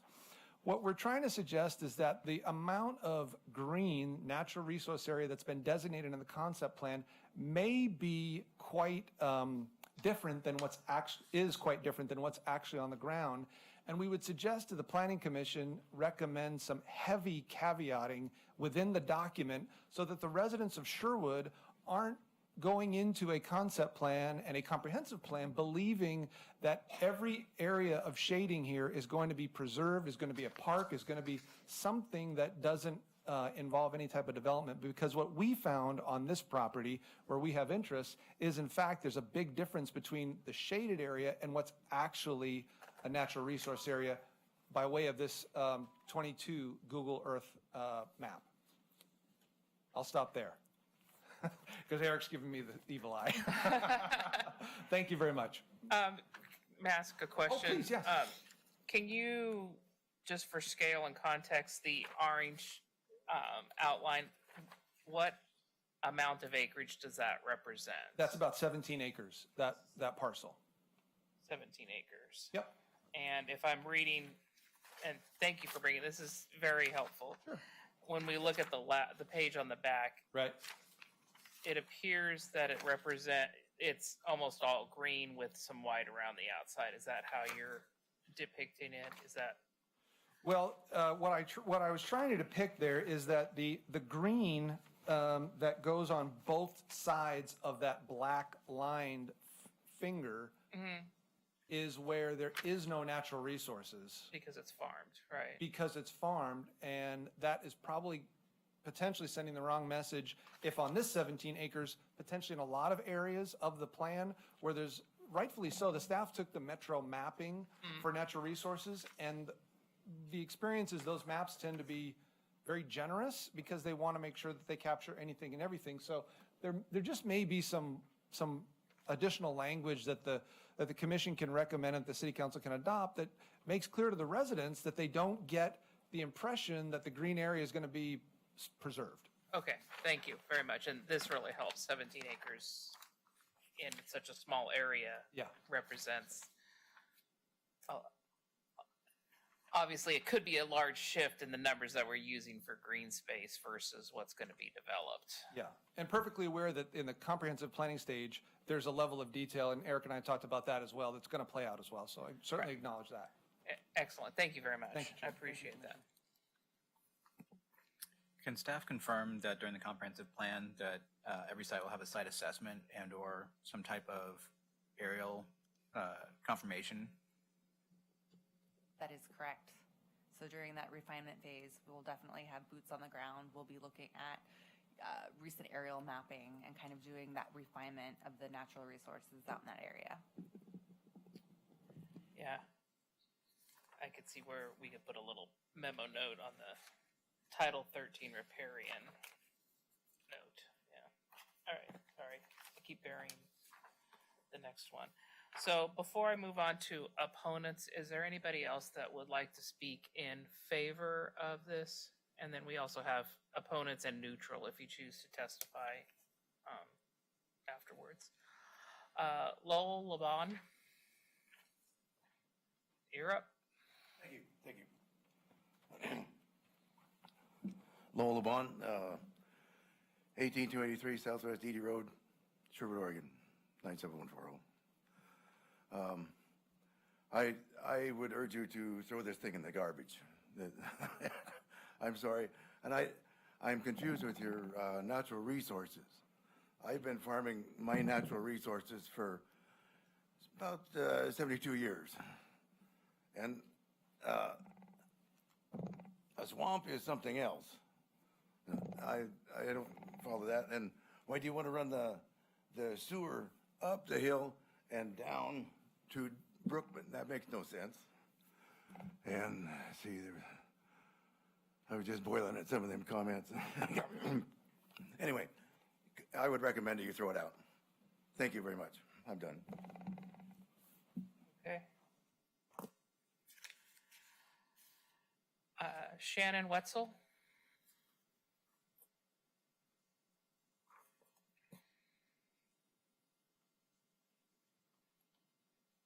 Hi. Good evening, commissioners and chair. So I have been a resident of Sherwood since 2000. I've been homeowner and resident here. My address is 23079 Southwest Cut Hill Place. I also own land in the Sherwood West area, which I have put a small lavender farm and plan to build a house on. Given my long history of living here in Sherwood, and I believe all the commissioners are also residents of Sherwood, you probably all have your own reasons for moving here and for staying here. One of the things that's really important to me is the community feel that we have, that this is a small town, charming place to live. You'll remember that if you were here, that it was even in the top 5 places to live across the nation in Money Magazine, CNN. It's safe. It's a good place to raise families. We have lots of yards and parks, and 75% home ownership is my understanding, which I think is very consistent with what the community is like here. Having that space, that privacy and room was probably also really important during the pandemic. So I love how the plan was introduced by Erica and the kind of goals and framework for it, that it would be a natural extension of existing Sherwood, that it would be walkable, safe, that there would we'd preserve that small town charm. All of that sounds great. And I totally agree with the earlier comments that a ton of work has gone into this, and it's very impressive. What I see in the plan, though, is somewhat inconsistent with those values and that mindset. And that's really largely around the multifamily focus, the middle housing focus, the cottage clusters, and just raising the density by 2 or 3x of what we have in Sherwood today. And that's where I have a lot of concerns with this plan. The comments around green space also support this, because while we say there's a certain amount of green space per acreage, it's all clustered in certain areas. And this makes our Sherwood that I love, and that I'm sure all of you love as well, have less privacy, less space, less community. It impacts real estate values to have high density housing. The small businesses suffer as well, because you need to bring in then bigger box stores to support more people. It creates more traffic, clogs the roads. It's already bad at the high school, and there's nothing in Sherwood West yet. So leaving that circular drive, it's backed up all the way to 99. It also causes more pollution, more drain on natural resources, and it's just not attractive. I assume you've probably driven through the mountainside area where the new high school is, and it's a jungle of high-rise, multi-family houses. And so these are the concerns that I have with this plan. If we want to keep Sherwood the kind of charming small town feel and bring in visitors and have it be a gateway to wine country where people want to stop and stay for a while, it can't look like the mountainside area. And that Woodhaven is a wonderful community. A lot of people bought houses there because of the way it looks. So that's what we should keep. Okay. Yes. Any questions? Nope. I don't think we have any questions. Thank you very much for taking the time.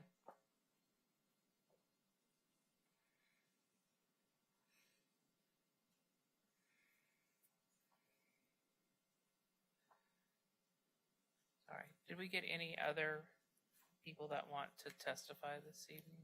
We have no other blue cards. All right.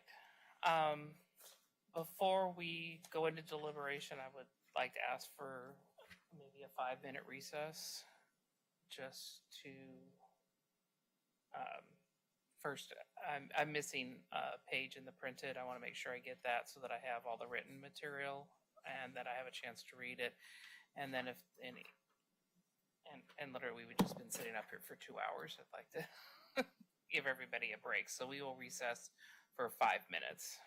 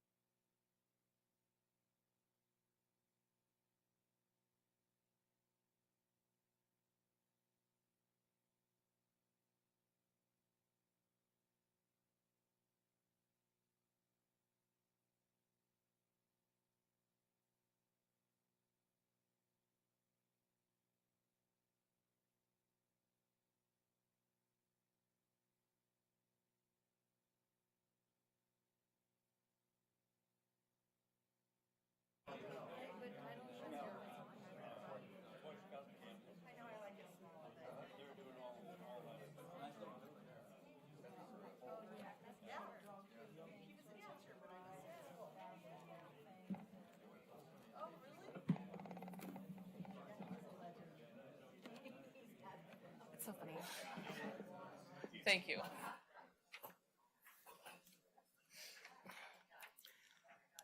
Well, I don't feel bad that I'm the only one talking longer than 5 minutes. All right. We're going to resume the Planning Commission meeting.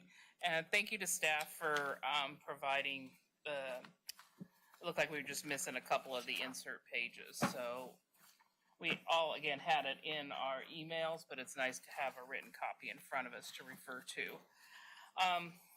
Before I ask staff to respond to the citizen comments that were made this evening, I wanted to make, just respond to Jeffrey Kleinman's comments. He called out my statement about the conflict between the maps on pages 70, 76, and 79.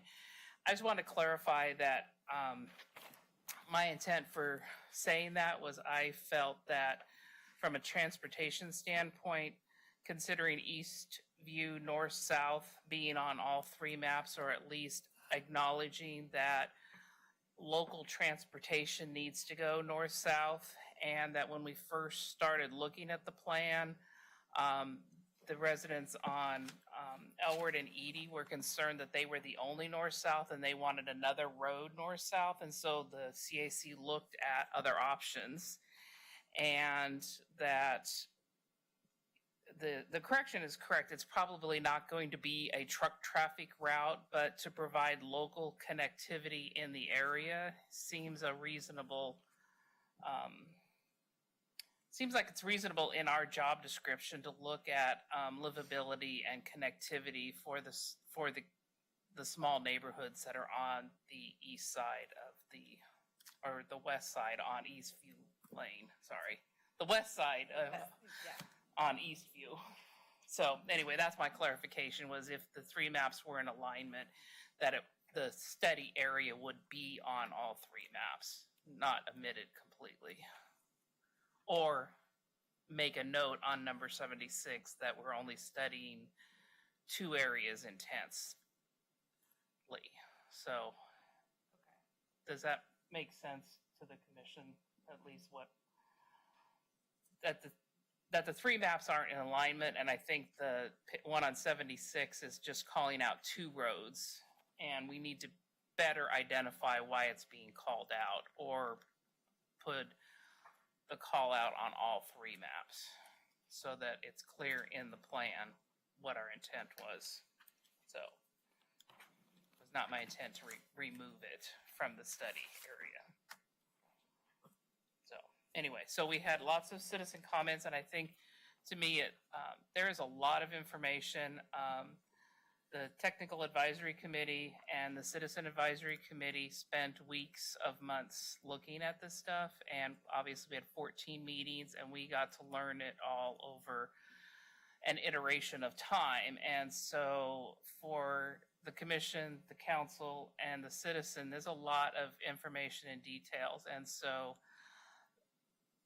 I have to thank the CAC for what has already been done and the results of this plan, because it is a huge labor, and the comments and the concerns that are coming from the citizens right now are mirroring the Citizen Advisory Committee concerns, the same questions we raised and the same things we struggled with. So if we could have staff just address some of those and help with the background and help with some of the information that's in hundreds of pages of appendices, that would be great.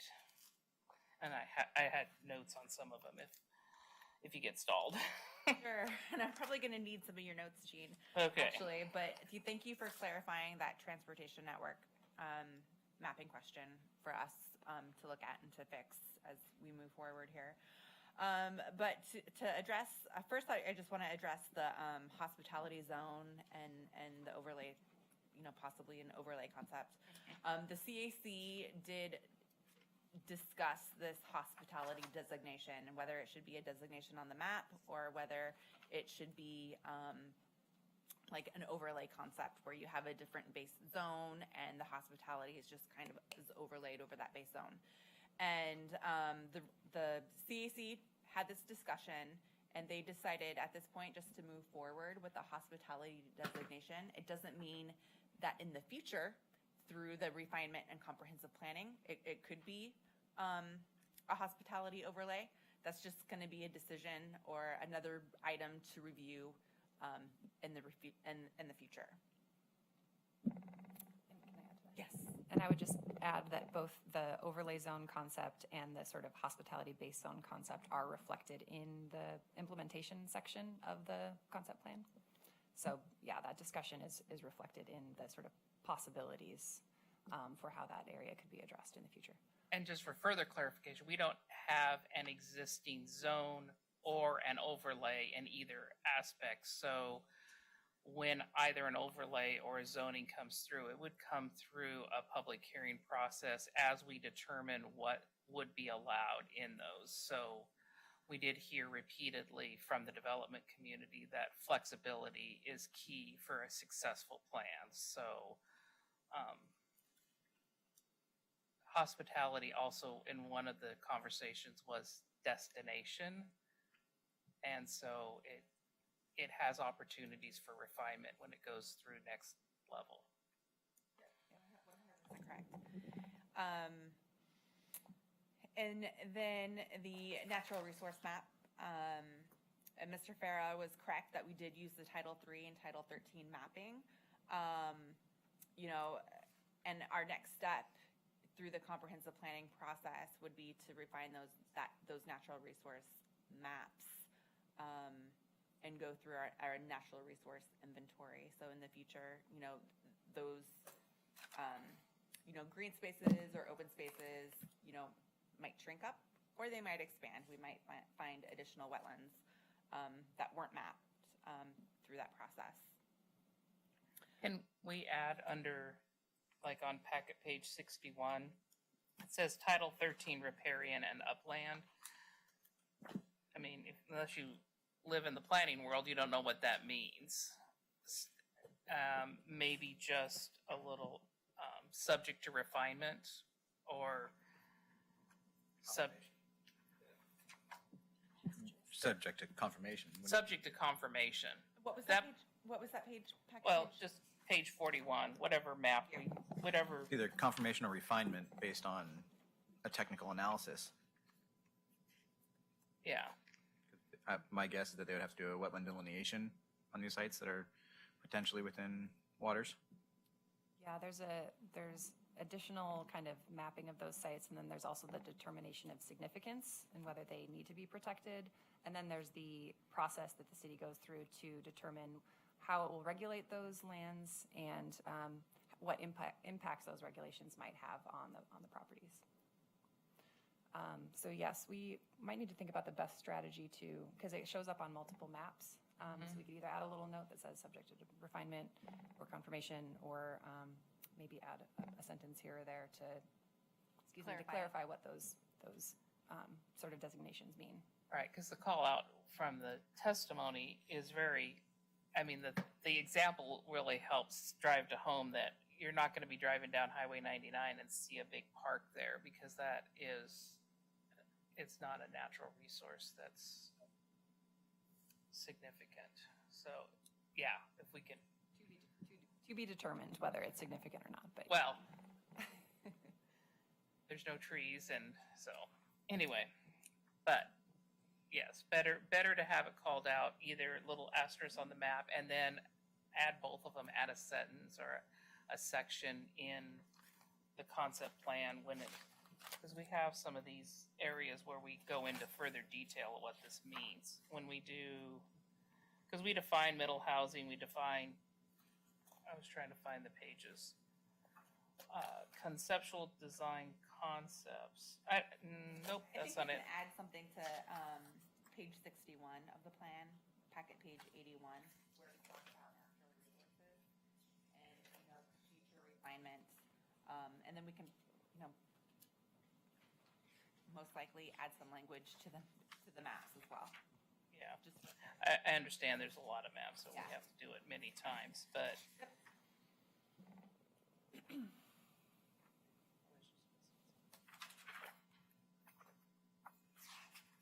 Okay.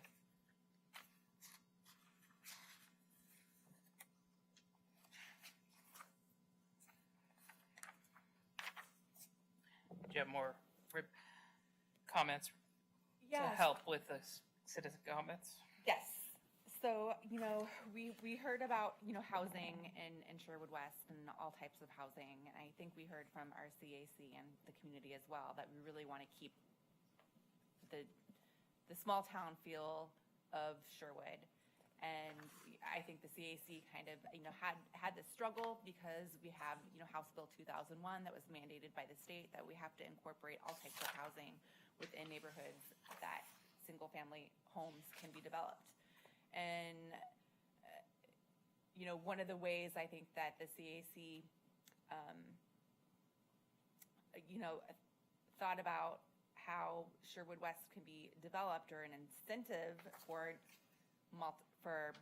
middle housing to be developed or cottage clusters is to really call out those designations for middle housing.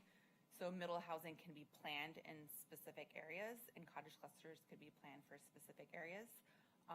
And just creating like those additional incentives for developers. Can I add Yes, to that as please. well? I would also say that part of the Metro Title 11 requirements for concept planning, which is, this is kind of to reflect some of those requirements from Metro for an area to be considered to be brought into the UGB. It has to meet these certain criteria. And one of those is planning for a variety of housing types and various income levels. So single family, middle housing, multifamily, all needs to be incorporated into the plan. So that is part of, kind of the background is trying to identify intentional locations for all of those housing types to meet the wide range of housing needs in the community for various ages, various stages in life, various income levels, so that all folks can be welcome within Sherwood West in the future. So just from a layman's standpoint, Sherwood doesn't always have the ability to designate its own destiny because we have to follow state law, we have to follow Metro guidelines. First and foremost, I mean, we may want to do something, we may want to envision a plan, but then we still have to comply with state and Metro guidelines. And that's fair. And I would call anybody looking at this to our packet, page 66, because in the perfect world, in the way Sherwood developed, we had low-density residential, high-density residential, medium-density residential, and there were expectations that if you zone something for a low-density residential, that single-family houses would be built there. And with House Bill 2001, that's no longer within our control. If you zone something single-family residence, 8 units per acre, a developer has the opportunity to build up to a quadplex on every single lot, and that's state mandate. And so when we were trying to put together this plan and looking at all these numbers, we can't just say that it's a single-family, low-density residential. It could be 8 units per acre, or it could be 32 units per acre. So it's a wild card, and no one's really done a lot of development under this House Bill 2001 to any extent. There's been smaller developments that have happened, but any of the other developments that have occurred to date, the larger ones down in Wilsonville, like Frog Pond and stuff, they were done under a master plan that existed prior to House Bill 2001, and they're being able to be developed under their existing master plan. And we don't have that ability to use that tool as it existed then. We're operating under new state rules right now. And one of the goals that came out of this plan when we were doing this, and I heard people concerned about cottage clusters, we also heard that developers might not want to build cottage clusters if we didn't make an area specific for them. And we have a lot of people in our community that want to stay in Sherwood or want, when they leave high school, to buy a house in Sherwood, and Sherwood doesn't have any starter homes or age-in-place homes, and cottage clusters are a building product that afford people an opportunity to stay in Sherwood at a reasonable price. And so that, it sounds weird, but that is what we heard at a lot of the community outreach meetings was that the opportunity to stay in Sherwood, it's hard. And so this was one of the ways to address that concern. So those were two big takeaways that I had about density. And cottage clusters are, correct me, 800, 900 square feet, 1,200 square feet with a second. So right now in our current zoning in Sherwood is less than 900 square feet. However, since we have created kind of our own zoning district for cottage clusters, House Bill 2001 standards do not apply. So we can go back and take a look at our standards, and we can modify those standards for Sherwood West for cottage clusters and middle housing. So specifically. Again, the CAC and the TAC did a lot of work to see how we could keep Sherwood community extended into the Sherwood West area by making walkable communities, by making sure we try to preserve green space, and that the design standards and what we look at in what we consider Sherwood now extends into Sherwood, in the Sherwood West area, so that we don't have a different look and feel, that the look and feel, the housing type may be a little bit different, but it still looks like what you come to look for when you drive through all the neighborhoods in existing Sherwood. So anyway, thank you. Any other comments on the rebuttal to the? I don't think so.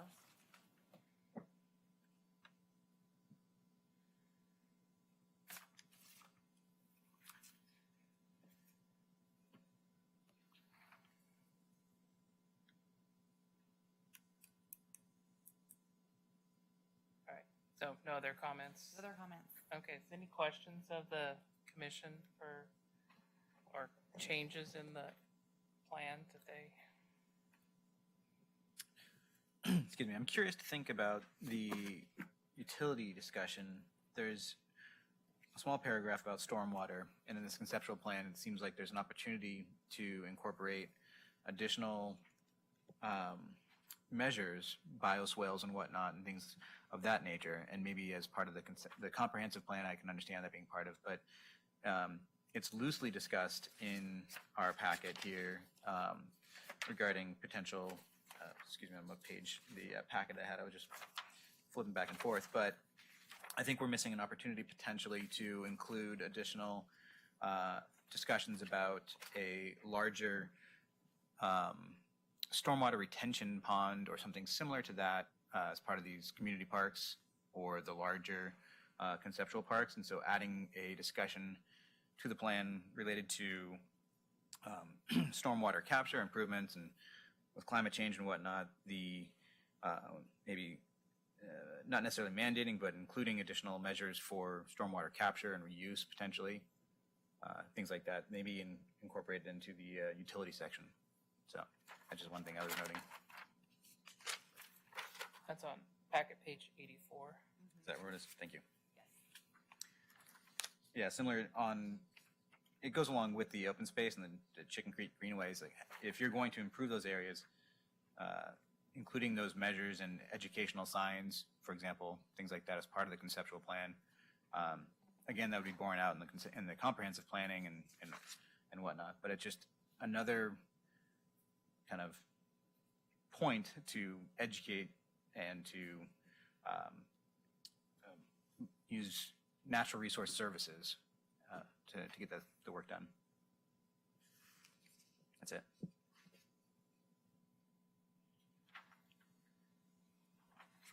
So are you able to incorporate that in that storm section? Yeah, I think we can do Okay. that. Okay.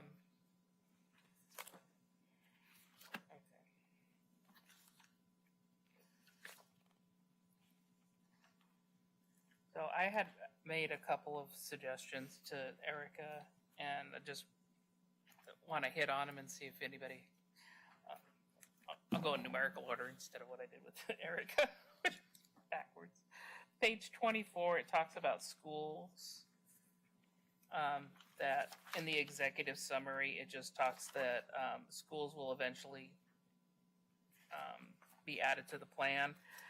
I think it should be schools and civic uses because neither one of those are called out in the plan itself. So I just thought that the bullet point that said schools either add the word civic uses or create a new bullet point for civic uses so that it is apparent that we will be adding those as the plan develops and it comes to comprehensive plan stage time.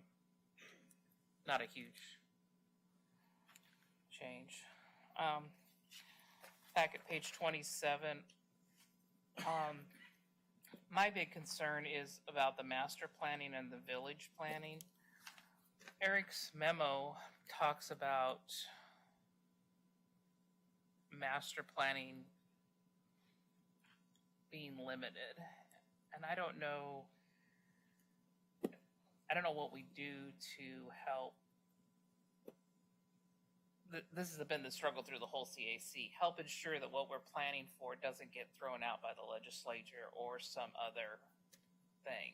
And part of that comes with annexation, having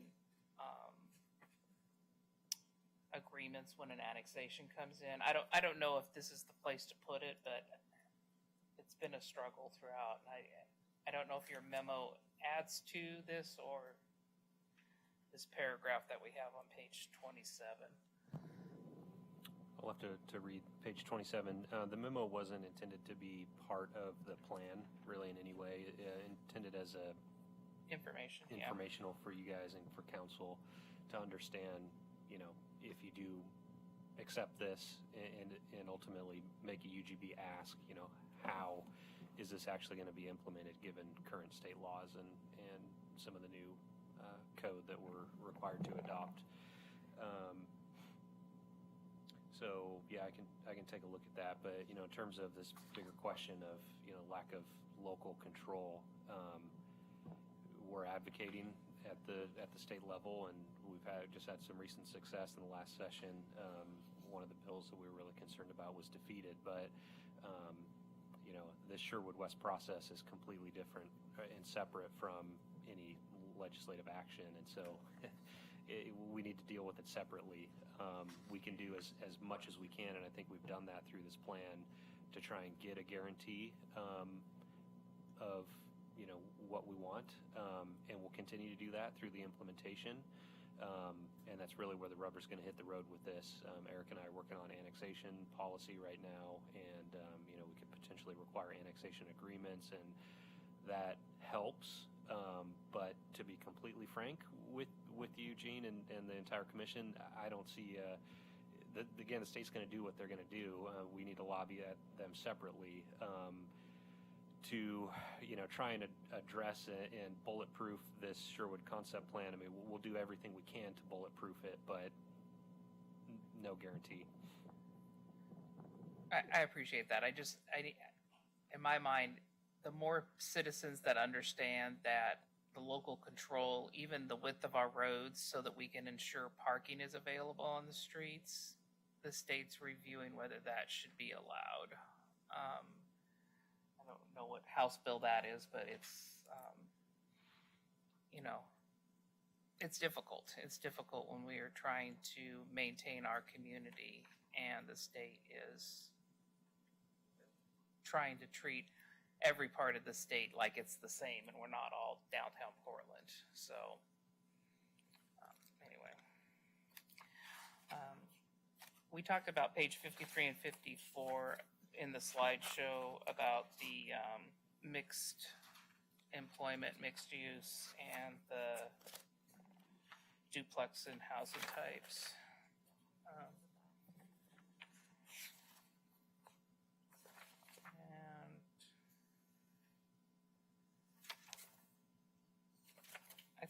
I think you hit everything else, I'm hoping. Oh, here it is. UGB expansion request. I asked for just a little bit of wordsmithing on it. In the second line down, it says the city will have the ability to request a UGB expansion. And I just asked that it say UGB expansion to include all or part of Sherwood West. And the last sentence says possible timing for these decisions is included in the future development timeline in Appendix A and the phasing in Appendix O. Because the phasing in Appendix O talks to utilities and connectivity to the community. Because this is how many pages we had to read. On packet page 298, there's a little picture that shows like 6 different potential phases that come in based on like water, sewer, transportation, and a logical progression. So I want to make sure that that is considered when the ask is done.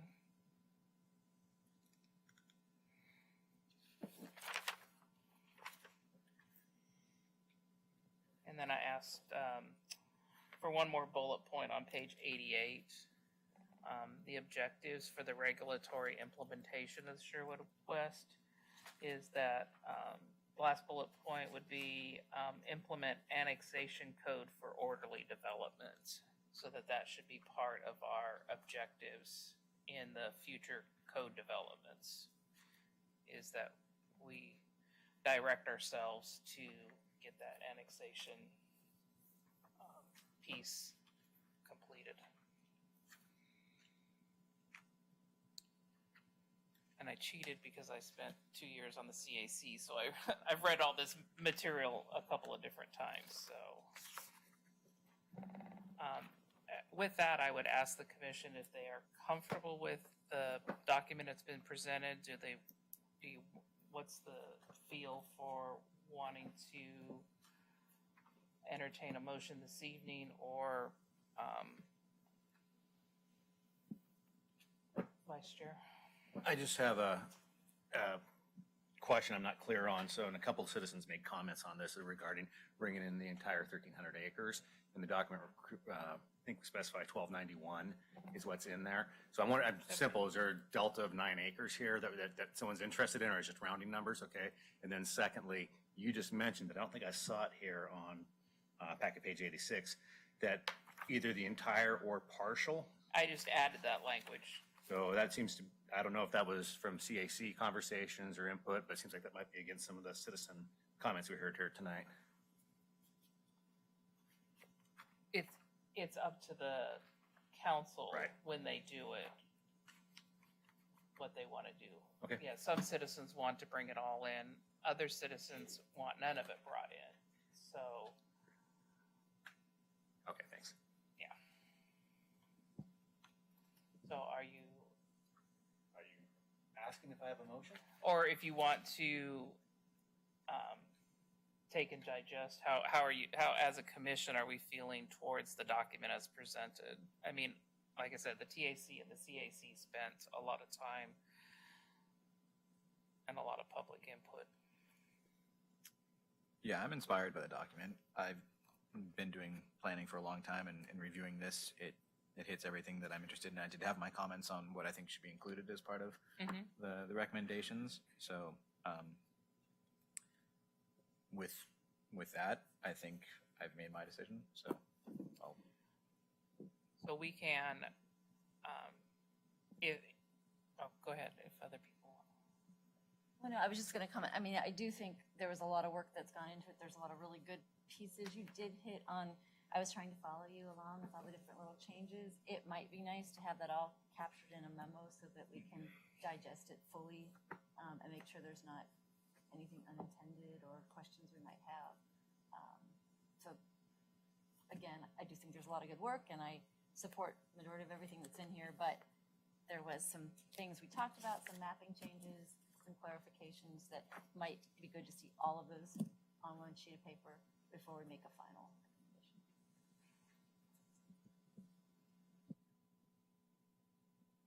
would that be like an addenda, or would that be revisions in the document itself, you think? Or I guess that's a question for We would have to staff. push to the next meeting, wouldn't we, to allow for testimony?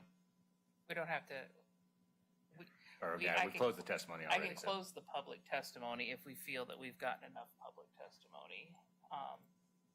And knowing that the city council's gonna hold an entire de novo hearing, so everybody has an opportunity to testify at the city council.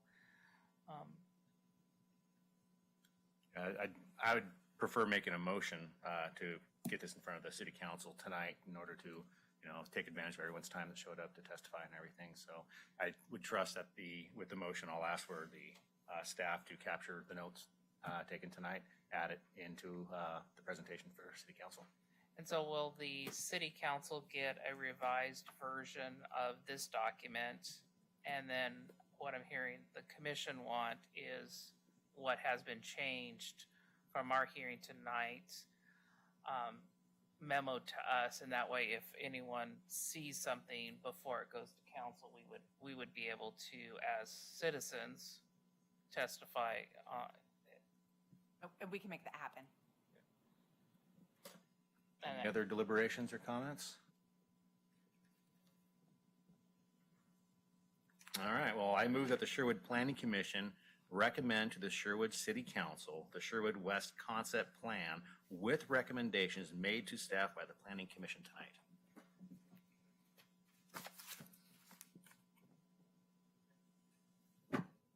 Seconded.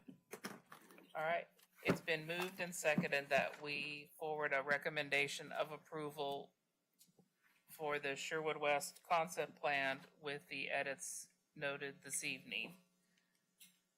I don't have an actual script. All right. All in favor, say aye. Aye. Aye. Opposed? Motion carries.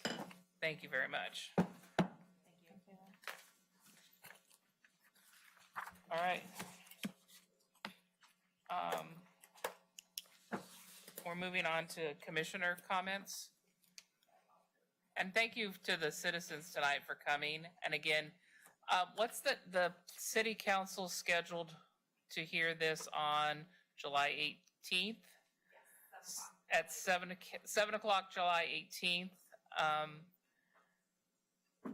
It's a public hearing. You'll have an opportunity to testify at that one. Thank you. All right. Any other commissioner comments before we close? All right, then. Can I get clear? Was it August 6th was so there's January or July 25th, and then August 6th, I believe, is the next? When's our next meeting? January 25th, I believe. Oh, let me turn on my microphone there. Okay. So our next scheduled meeting will be July 25th. And we have 2 public hearings scheduled that evening. And then the following meeting would be a work session on August 8th August 8th. Okay, thank you. at 6:15. And no scheduled hearings on the 8th. Not at this time, but We can fix that on the 25th. Subject to random changes. correct. All right, good to know. All right, Erica, Kate, thank you very much for all your hard work. Yes, thank you. Kate, All right. were you with, there was 2 firms that were mentioned on it. Is that one firm put together, or? Yeah, we started out as Angelo Planning Group or APG, and then we merged with a larger firm, MIG. So for now, we're MIG APG. At some point, we'll just become MIG. Because we started as APG, and this process has been going on for almost 2 years. Yeah, so we're both. You're just going to be regulatory agency with some other acronym thrown in there eventually? Sure. All right, well then we are adjourned. Thank you. Gavel us out. Thank you, everybody.